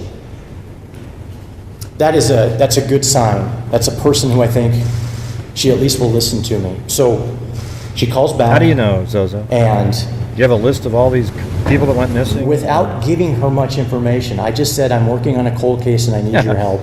I'm not disclosing details. She doesn't know the name Candy Rogers. She drives down to the police station and is there within 45 minutes. Yeah, that's that lady. I begin introducing her to the concept of why. She's confused as to how she can help. She's never been involved in anything bad in her life. And this is the beginning of a difficult relationship that I have with the family. I'm meeting good people. They're all good people. Look where? Where is it going to say, hey, there's all kinds of kids? I'm kind of wrecking their life. Jeez. So, Kathy recognizes in our conversation that I need her DNA, and she volunteers it. So, that night, I drive to Cheney. The next day, I drive to Cheney with she doesn't know. Kathy's DNA. And this is incredible because this is unfolding so fast. This case that's 62 years old is all of a sudden at light speed. I have this resource over here, which is like all of the DNA scientists in the Cheney section of the State Patrol Crime Lab. They are my giant crush. Thanks, Tracy Hogan. Or I'm a burden to them at sometimes, but I appreciate them so much. Brittany burns the midnight oil, does the comparison, and we arrive at this number. This is essentially what we did was a paternity test. 2.9 million times more likely that the suspect is Kathy's father. That's essentially what it means. For those that have followed other cold case solves, we see astronomical numbers, right? Numbers that you just don't see anywhere else but in the DNA world. You saw in the video that I'm presented with a decision, and the concept of certainty is facing me again. What is my obligation to the public as a police officer to say this is it, this case is closed? I don't feel we're there yet, especially when I have, this is my personal opinion, and ultimately I'm wrong, but I have a concern that there is a brother out there that genealogy did not see, or that there is a paternity issue with Kathy. So, the most certain way to eliminate that concern, and Annette Martin was 14 years later. This guy was already dead by then, is a one-to-one comparison with the actual suspect. That leads to the exhumation we did on September 23rd of this year with a search warrant at Riverside Cemetery, 508 North Government Way. This isn't something, it's sort of unpalatable to do this type of thing, but we're talking about the rape and murder and kidnapping of a 9-year-old girl. Yeah, they're all just in one article. Come on. Jeez. Before I'm going to hang the mantle that was of 1978. child He was killer, dead child already. rapist, kidnapper around a man's neck, even though he's dead, we're going to achieve that certainty the best that's possible. Plus, they're older too. The ages of the people that you're bringing up are outside of. He's a pedophile because she's 9. Okay, the people you brought up are 16 and 13 in 1976 and 78. All right. This is a simple slide to read. It's confusing, but I want to point out, comparing DNA is not always easy. Brittany had to try several different techniques, several different parts of the body before she could do it. She wasn't able to do it overnight, and it took about a week. 9 years old or 10. Or so. But finally, on October 1st, I got the phone call that gives us that astronomical number, 25 quintillion. We know with certainty that the semen found in Candy Rogers' underwear is John Rittenhouse. Yeah, there you go. So the semen found in her underwear was... The investigation continues, though. I want to talk to all the family involved and give them the opportunity to disagree with me or offer a reason why I might be wrong. And besides that, it's the decent thing to do, to talk to these people. I talked to the other siblings. again, like Kathy, they're all great humans, and they think of nothing but Candy and her family and what they must have suffered through. They make the decision that because John Ray Hoff is buried in the same cemetery where Candy is interred, they don't want him there anymore, and they've taken it upon themselves to have him removed so that she can enjoy some peace. Wow. He's in the same cemetery. A little bit about the man. He did enter the Army early, I think at the push of his parents. He'd been in some trouble, so they signed him up. His main job in the in the Army was protecting Fairchild. There was an agreement that Army manned the Nike missile sites. I thought he died in 1970. Fairchild at that time. Many of those places are defunct, but the buildings still stand. I don't know. He did serve in Korea for a period. My best description of his job that I could find is inventory clerk to some degree. But military records are definitive that he is not in Korea when this happens. He is stationed in the Fairchild area. And military records record his address as being 2211 West Broadway. That's my final map here. So that is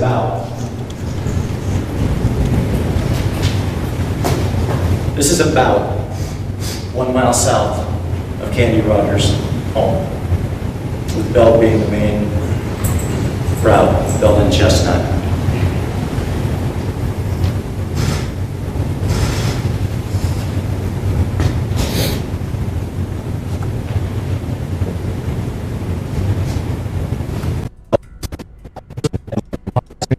What the hell is this guy? There he is. Sketch. One of John, there it is. Okay, let me put that on. I was trying to get that middle name. I know it was kind of, it's not really Ray, it's R-E-I-G-H. John Hoff. Let me copy that really quick. And then we're going to do find a grave. And let's see, is he in here? Find a grave. No, he didn't die then.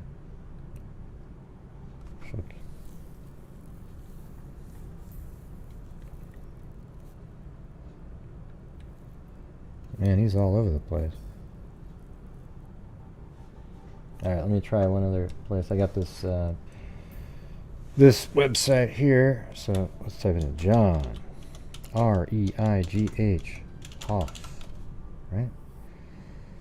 And then put in 1959 to 1980. Alright, not there. 1980. Then Washington. Spokane. Come on. There we go. Then we've got the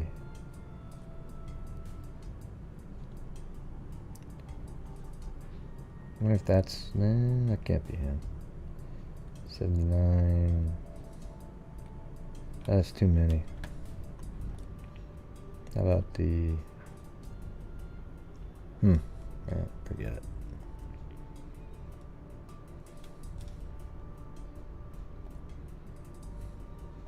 Records in this matter are very frustrating. I can't find anything. The next photo, take note of the sketch that's done. The video already discussed what happened here, but there are some notes on the side of this sketch. One of the obvious questions that comes about with this guy, what else did he do? This level of crime, this isn't where a person starts. Right, yeah, they keep going.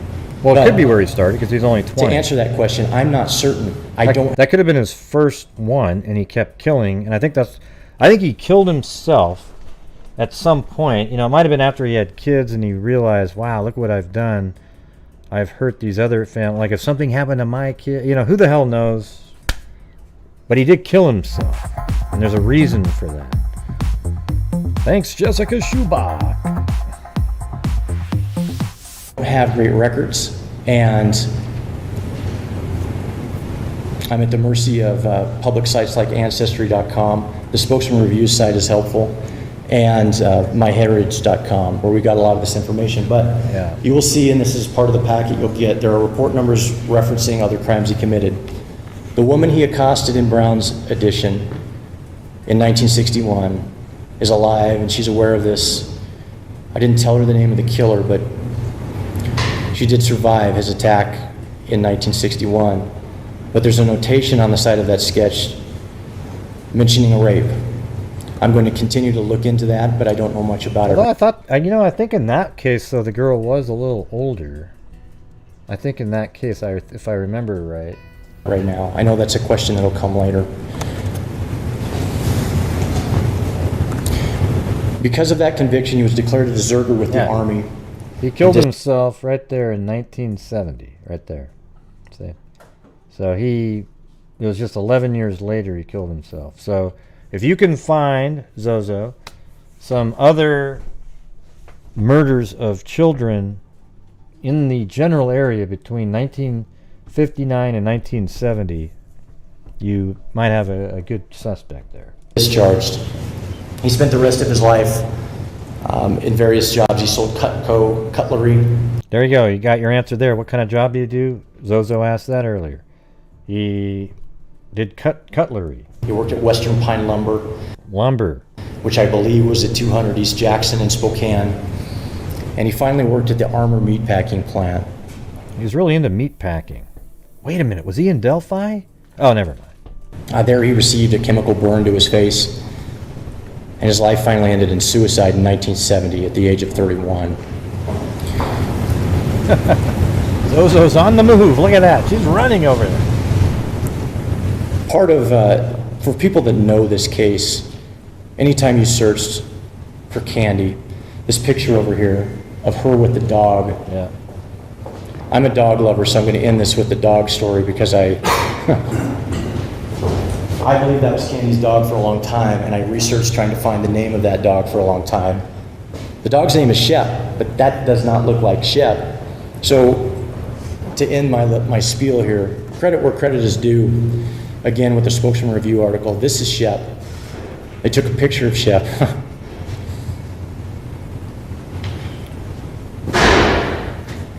Pretty sad. So, yeah, that was in one of the articles that I have. The dog was waiting for her to come home. It looked all sad. I'm going to introduce David Middleman now, who is a hero to me. Thank you for solving this case. No, you just provided the lead. I appreciate you having us. This guy's a little bit odd, but the shit that they're doing there is awesome.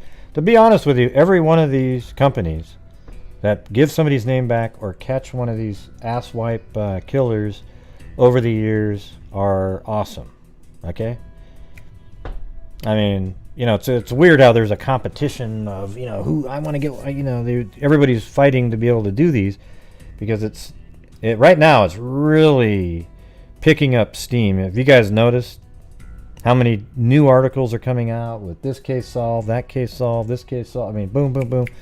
I mean, there's sometimes like 2, 3 every single day.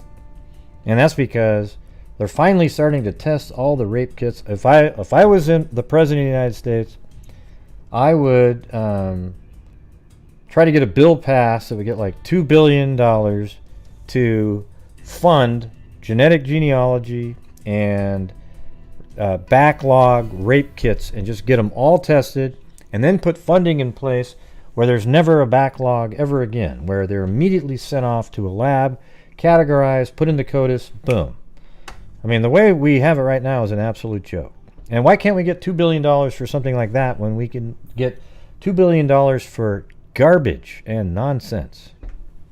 It's nuts. Here, and we're so appreciative to have been able to assist on this case. My name is David Middleman, and I'm the CEO of Othram. We're actually the only company in the United States that can perform these kind of techniques fully in-house. Identifying suspects and unidentified persons from crime scenes is all we do. It's the only thing we do. And again, it's entirely in-house. And we've obsessed over the last couple years about iterating on every step of that process so that everything we do from the first step to the last, from evidence in to answers out, is optimized and perfected just for this one purpose. And so we can generally access cases, as Detective Storman had mentioned, that a lot of other folks will not be able to access. It's all we do, it's our hyper-focus, and we've taken on a number of cases. They do seem to have the ability to extract DNA in a sort of a unique way.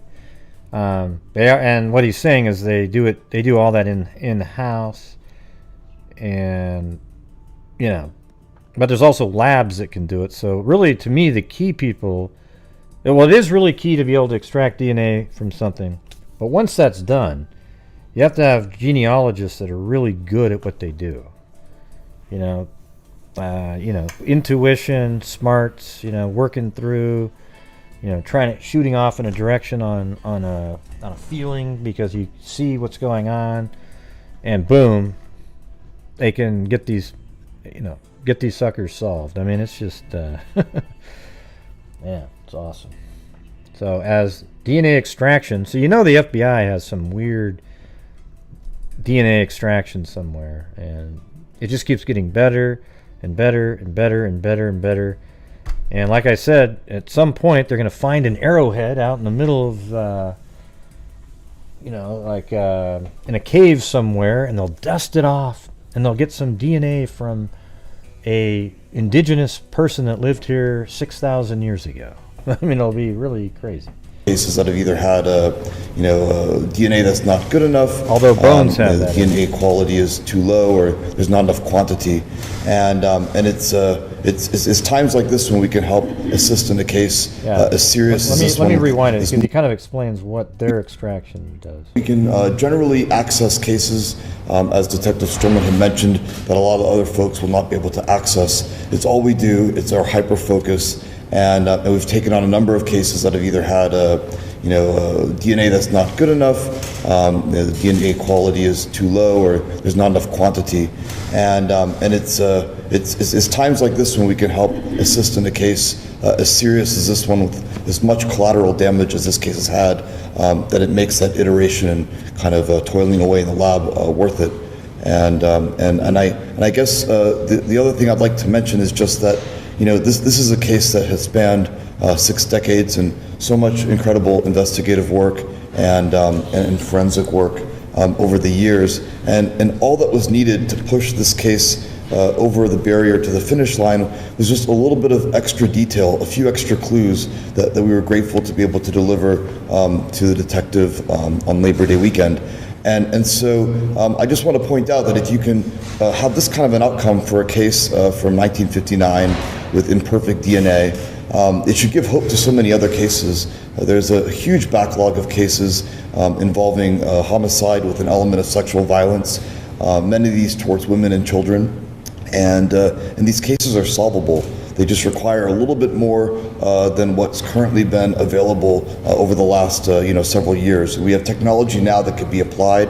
It should be applied, and I think although this is an extraordinary event today, I would hope in a few years' time this becomes ordinary, and I think everyone should demand and expect that these cases can be solved. That's exactly what I'm saying. So very grateful, Detective, that you let us participate, Chief, and also the forensics crew. Just very, very appreciative to have been involved, and I think I'll probably answer questions at the end. Thank you.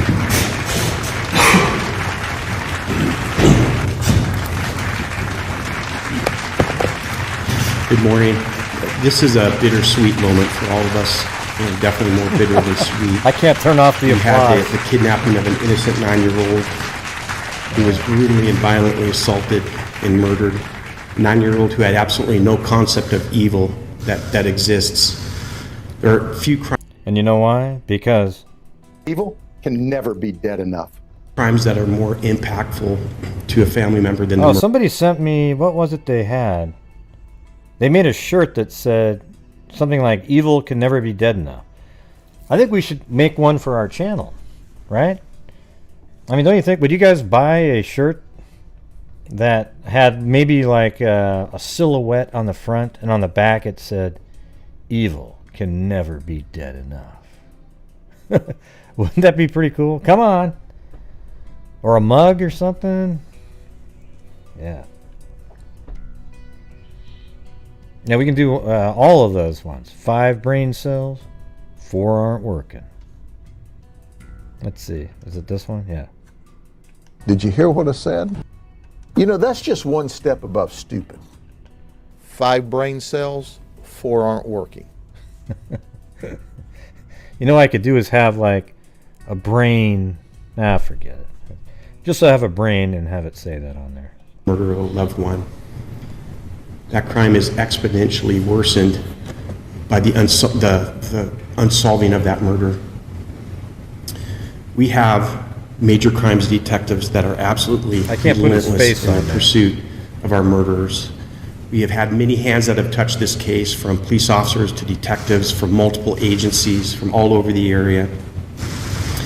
And while we weren't able to bring the suspect to justice in this case, it is our hope that at least by solving this case, it brings a measure of comfort and closure to the family, to the loved ones in the community as well.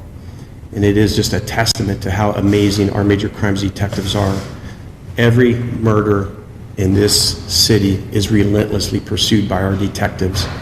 As you heard Lieutenant Tigan say, that if you commit a murder in the city of Spokane, you will always be looking over your shoulder, because we will never stop looking for you. So with that, I will have our MC, Lieutenant Tigan, coordinate questions. All right, that's the conclusion of our speakers. We'll go ahead and take questions now. If you could be very specific about who you would like to answer your question, that would be helpful, because some of us don't have the technical knowledge that others do. So let's go ahead and begin. Who would like to go first?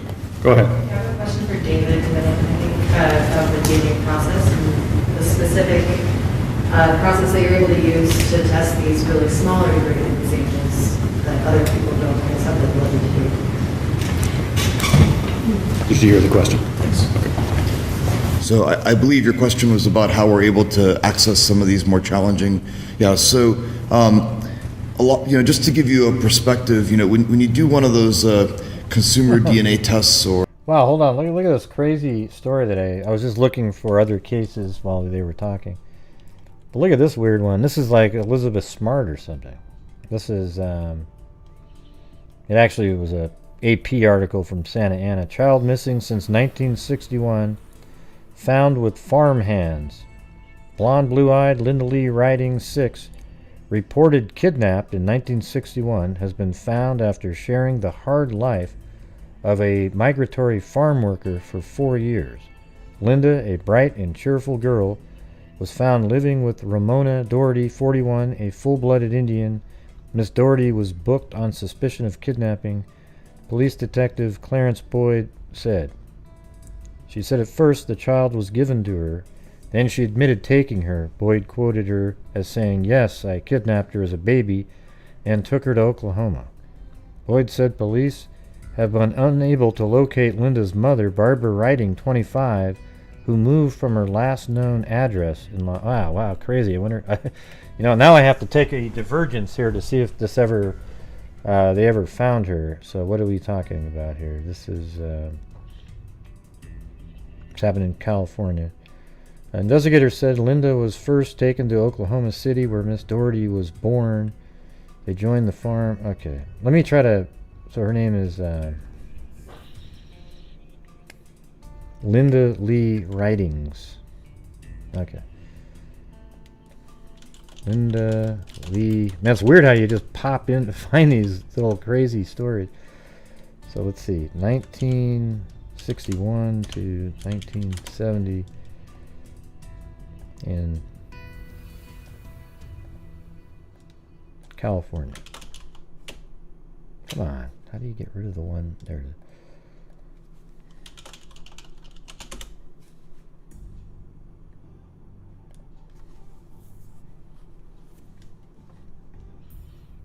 Chat with her mother, Miss Barb. Oh, so they did. Wow, look at that. So she actually. Wow, how weird is that? God, man, a baby, and then Linda Lee Ridings, 6, chats with her mother, Miss Barbara Ridings, after they were reunited for the first time in 4 years, Friday in Santa Ana. The youngster was that is just absolutely nuts. What a cool thing, though. Kidnapped child in custody dispute. Little Linda Lee Riding, kidnapped 4 years ago by babysitter and found last Monday during a routine arrest, was the center of custody fight today between her true parents. And who? What do you mean? In the freaking kidnapper? I didn't mean to get sidetracked like that, but you got to be kidding me, right? Wow, it looked like it was a pretty big story.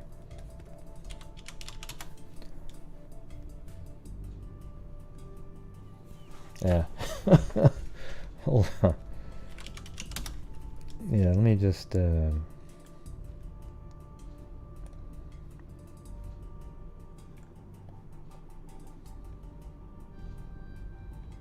Found a child stolen in 1961. Blonde, blue-eyed Linda Lee Riding, 6, reported kidnapped in 1961, has been found after sharing the hard life of a migratory farm worker for 4 years. Boyd quoted her saying, "Yes, I kidnapped her as a baby and took her to Oklahoma." Linda Lee's divorced parents both showed up yesterday to claim... Oh, that's what it was. So both of the divorced parents wanted to claim custody, and a squabble over custody appeared immediate. Mrs. Robert Michonne was... You know what's weird is I wonder if they got divorced because the child was taken. Linda's father, Hubert Ridings, 30, a service station attendant, also came to police headquarters. "I want my girl back," he said, vowing to take legal steps. Investigators said Linda was first taken to Oklahoma City, where Miss Doherty was born. They joined the farm labor circuit traveling through the Midwest. Officers said Miss Doherty, the child's babysitter since birth, had wanted to adopt Linda and have her baptized. Linda came to police attention on October 14th when Officer Woody Williams stopped to question a man sitting with Linda in a parked car. The man, Wilford Leroy Green, 37, of Santa Ana, was booked on October 18th on suspicion of child molesting and released on $550 bond. Police said they became suspicious when Miss Doherty insisted Linda was her daughter. Miss Doherty and Linda were living with Green and his wife, so police took Linda into protective custody Tuesday. Detectives said Miss Doherty told of bringing Linda here from Stillwater, Oklahoma, 2 months ago. Linda was enrolled in elementary school system here as Linda Lori. Let me see if they even have the 1961 incident. Maybe it's at the top. Let's see. Hold on. I don't think so. Might have the wrong. Maybe it's Oklahoma. Oh yeah, it's Oklahoma. I think they moved to California. Well, anyways, yeah. You see how you can get sidetracked like that? Let me finish this. Or a medical test, you swab your cheek or spit in a tube. You're collecting the unit of measure people use is called the nanogram, and you're collecting about 1,000 nanograms of DNA in one of these medical tests. So a lot of the technology that's built for typical DNA testing kind of centers around the fact that you're going to have a lot of DNA, 1,000 nanograms. And it's fresh DNA. It just came out of a living person. There's no bacteria or other things that are there that may have accumulated over the decades. It's not a mixture of multiple folks. It's just single source. Great to work with DNA. The kind of DNA that the forensics folks will never get to see, unfortunately.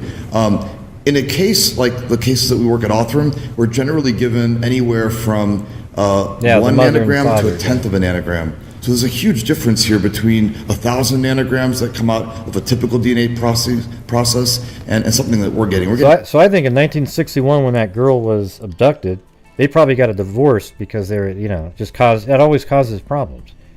And then all of a sudden the child's found 4 years later, and now both parents want custody. And I totally understand that, right? I mean, why wouldn't each one of them want custody? Especially the guy, because he'd have to pay his child support. Like 1/10 of a nanogram to 1 nanogram. And so we've just had to engineer other technologies to enable input such small amounts of DNA. We have processes that we use that can help separate the human DNA from other DNA that could come from bacteria or other things that have accumulated over the years. We have ways that in vitro we can repair DNA. It sounds kind of futuristic, but we can try to piece pieces of the DNA back together. We've developed tools that can access. See, that's exactly what Colleen and them do.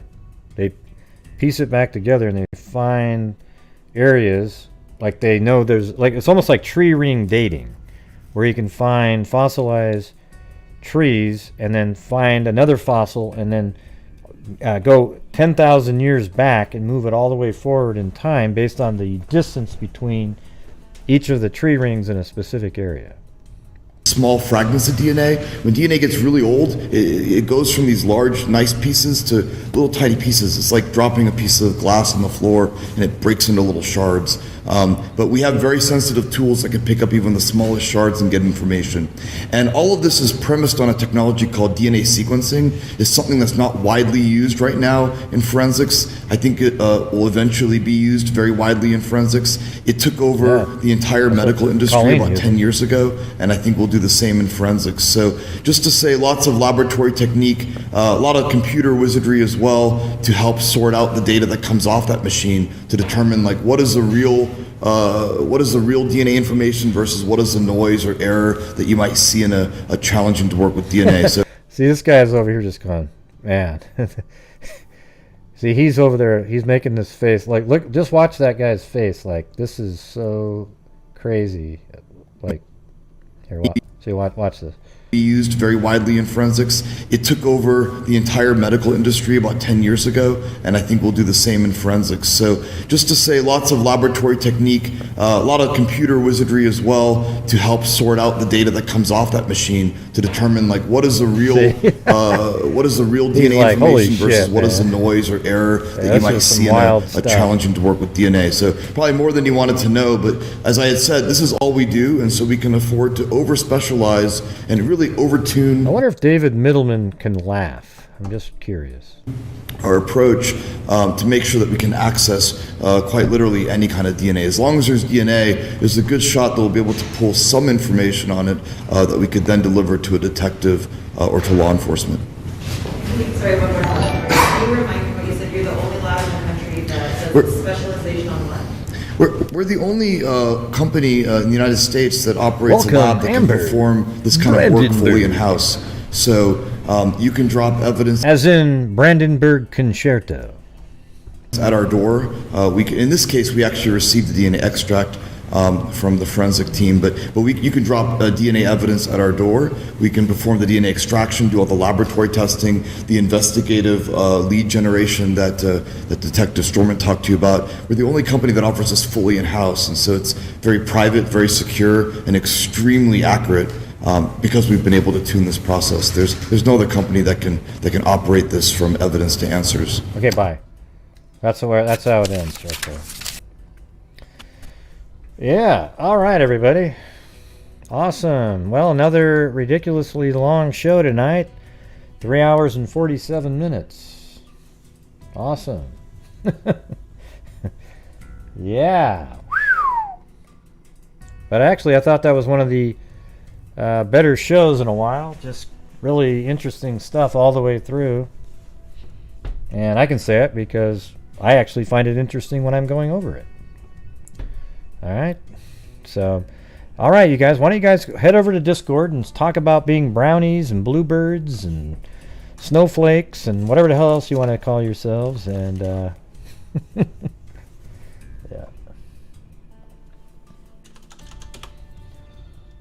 All right, we've got a.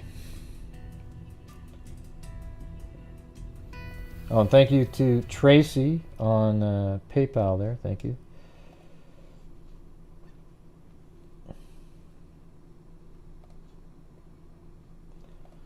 All right, I gotta go find the page where everybody's listed on here.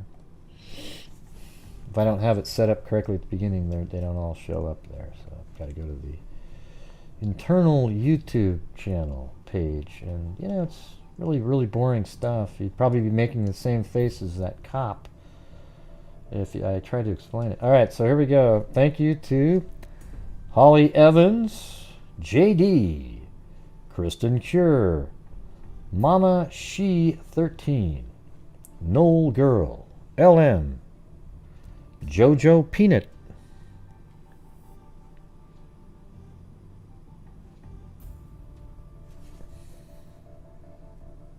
yeah, are the Fort Worth cold case chicks are teamed up. Yeah, well, they're in the same place too. They're really good. Yeah, obviously, can't really argue with that. Crystal, aka Beaver Gaming sub Crystal. You know what's weird is I think that I don't know if they're used like does Colleen and them send samples to them sometimes to sequence, and then they get it back and do their own genealogy. I don't know, that the name sound, I've heard of him many times, but now I'm kind of conflating if they send samples off to them sometimes. Can't remember. All right, so then we've got Kathy Frydenmaker, Crystal, aka Beaver Gaming sub Crystal, Jojo Peanut. Actually, I gotta go back down here. Yeah, Kristen Cure, Mama She 13, Noel Girl, LM, Jojo Peanut, Crystal, aka Beaver Gaming sub Crystal, Kathy Frydenmaker, Charleston Amy, Gina Burka, Mag, Foggy Morn with a cat eye, thank you, Living It, Mama She 13, LM, Jiggy England, and then Mag with the cat eye, bailing me the hell out of jail, but made me wait just long enough where I was wondering if I was going to stay in there forever.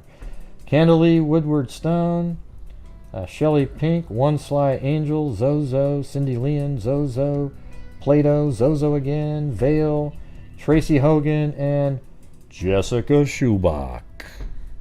All right.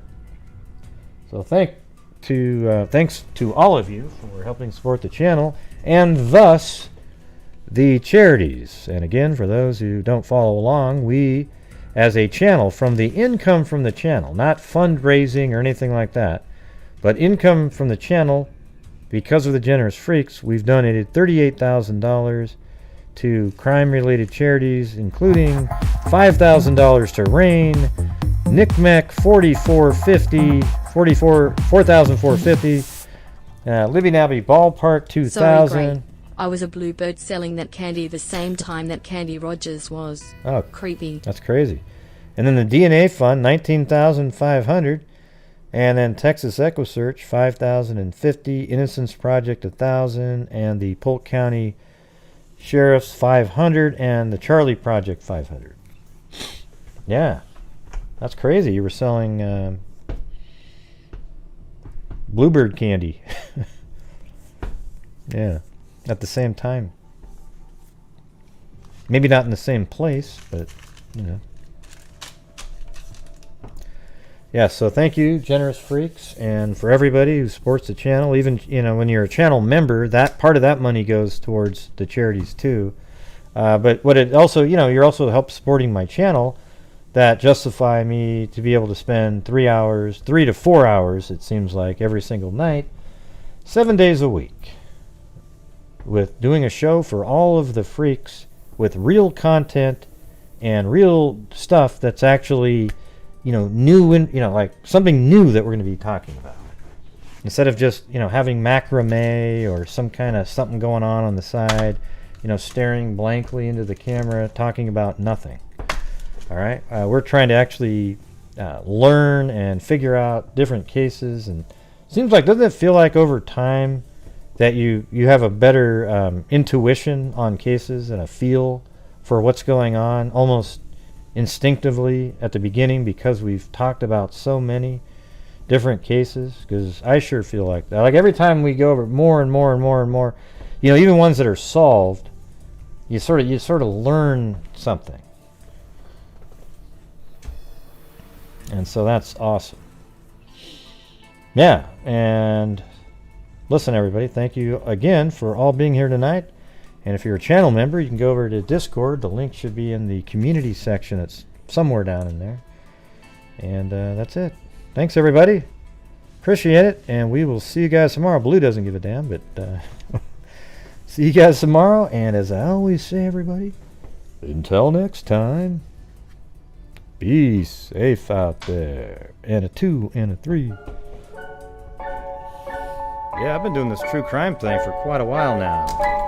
And during this whole time, I have not seen one person that is a crime dissector, dog rejector, I'm a certified human lie detector, gonna get ya on a stretcher, if you try and play me like an old projector. Crime sector is my nectar. That's a great is gonna give another lecture. Trend collector, freak connector, and I'm always gonna be a pop protector, full deflector, interceptor, and I mean a specter with a vector on his pector. With all respect, just remember I've a temple fucking check ya. I have no agenda, I'm no pretender, and I'll serve it to you straight without the blender. And in the end, I'm gonna send ya on a mission to reveal the true offender. Yeah, so I'll just get right back to work. All right, everybody? Talk to you.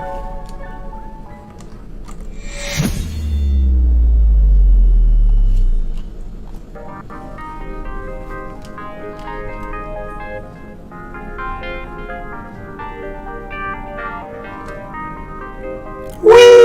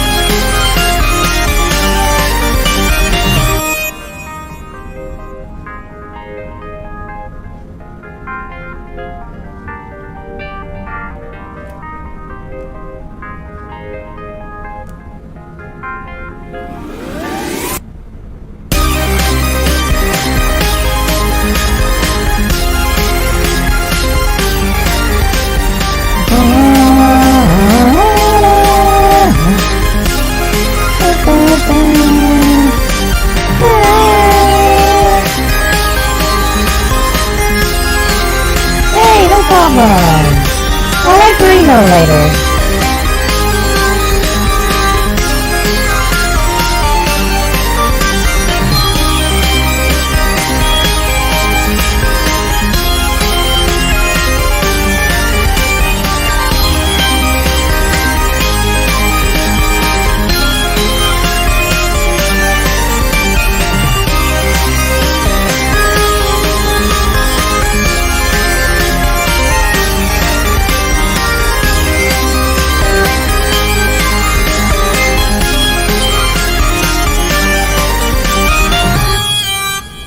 Wow, Gray, that looks like Fort Rock in Bend, Oregon.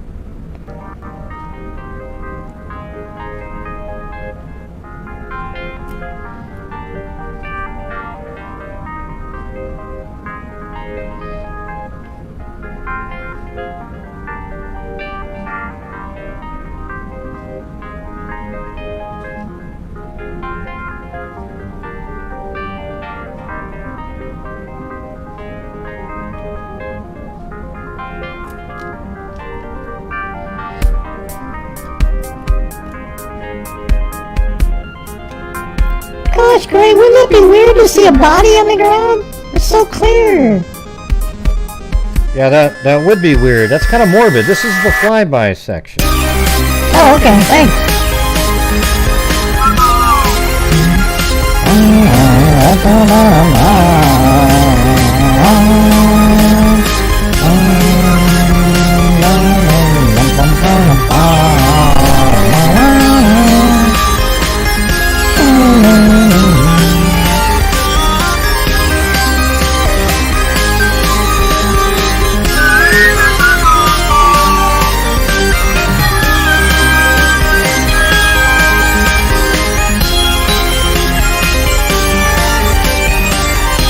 Red 5, red 5.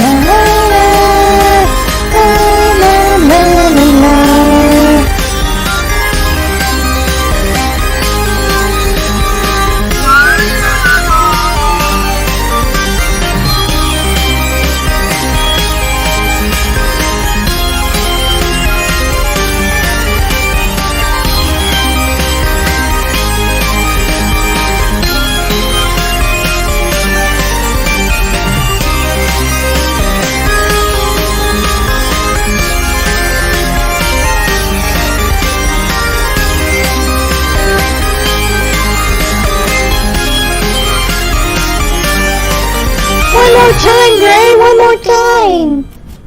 Okay, jeez. Okay, one more time. Man.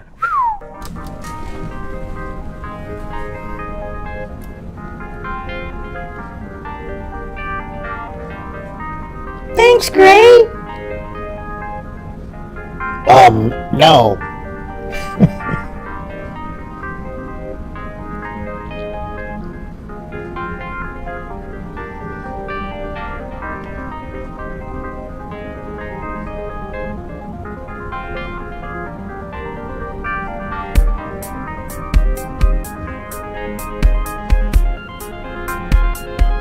Hey, hope you feel better, Buckle Bunny. Gee, how did you break both your ankles? That's weird.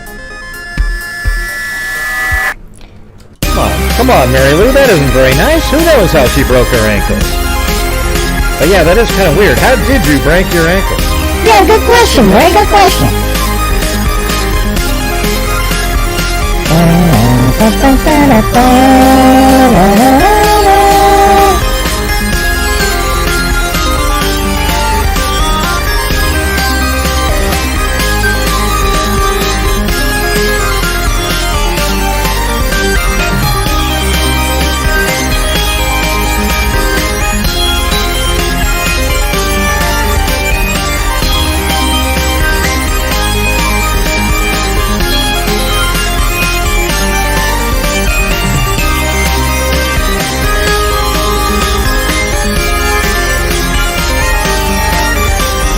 Probably not, Red Clouds.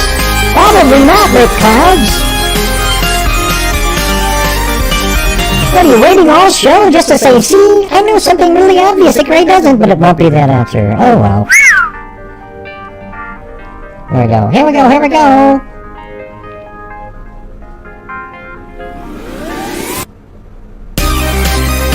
I don't know where he is, I don't know where he is.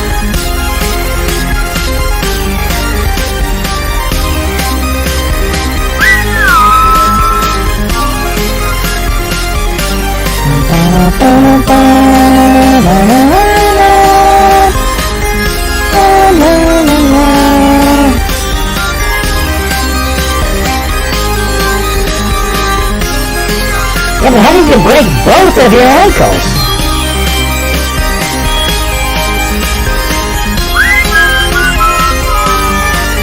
I mean, I can imagine one, but both of them?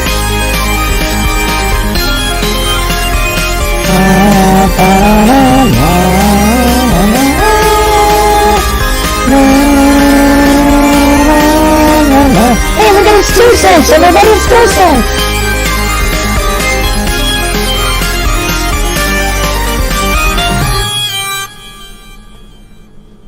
All right, everybody, thank you, thank you. Oh man, you sound like you're like really tired there, Mary Lou. Yeah, wow, Buckle Bunny. Wow, I mean, both ankles. That's bad luck. Tell you that. But hopefully you'll get some surgery. And I mean, how are you going to get around? I mean, you can't even use crutches at that point.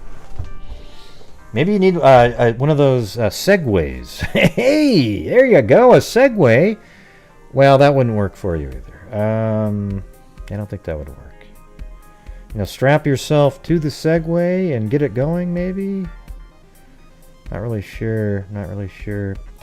But the good news of the day was that Kyle Rittenhouse was found not guilty based on the evidence at the trial, and the evidence at the trial was all known to the prosecutors prior to the trial, but they had a duty to do, everybody, and their duty was to win no matter what, because the political party running the city wanted them to win. So they had to do whatever it took. It didn't matter what justice was. It didn't matter at all. But thankfully, what was really going on was that it took 3 days to probably convince 1 or 2 people that it was self-defense. And finally, after going over it many, many times, they finally relented and agreed. That's exactly what happened. It wasn't like there was 1 to 11. It switched around like 12 angry men. Okay, this case was really obvious. As soon as it started going, especially look, you know, a case is over when the prosecution puts up their witnesses, and every one of them helps out the defense because it's horrible. They couldn't do anything about it. So. It made me happy that justice was served and it was correct. And had he been found guilty, it would have been completely bullshit. And it's because the evidence at the trial showed that he was not guilty of any kind of a murder at all. And it really came down to that CNN, MSNBC, all of those people sold society a bill of goods, and they have been for years now. You got the Charlottesville, you got the Russian collusion. I mean, the list goes on and on and on. They sold everybody a bill of goods, and they've been doing it over and over and over again. And yet, people still, they don't get watched very much, but there's still people that watch them as if they are credible. But now that you know that they've been selling you a bill of goods, you should say to yourself, I'm never watching them again because they can't be trusted. All right, that's what should be being said. I think it was absolutely disgusting what they've been doing over the years. You know, for example, I will say this one last part about it. Like, for example, Charlottesville. That's the thing where Trump did say the sentence, hey, there's good people on both sides. And that's all the media ever played over and over and over and over and over and over again. But if you watch the 15-minute long speech, he goes, I condemn white supremacists, I condemn, he went down the whole list, any hate crimes he went through, boom, boom, boom, boom, boom. But then at the end he said, but there were good people there on both sides. And then he went on to explain it. But when you listen to CNN and MSNBC, they just cut it off right there. Did you hear that? There's good people on both. How could there possibly be good people on the... Then but he in real life explained it. He goes, there's good people on both sides. There were people there just protesting, taking down statues that have been here for years. And then there was also people on the other side that, you know, want them taken down. Okay? So that was actually said, everybody. But you'll never hear that unless you take the time to go out and watch the whole 15-minute speech by yourself. And that's what's so disgusting right now about the media is that they're biased and have a political agenda.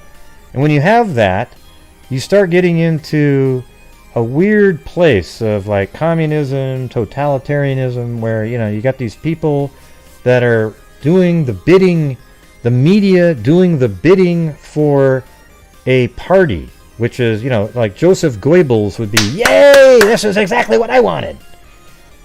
It sucks. God, why can't people just put out the truth, the whole truth, and nothing but the truth?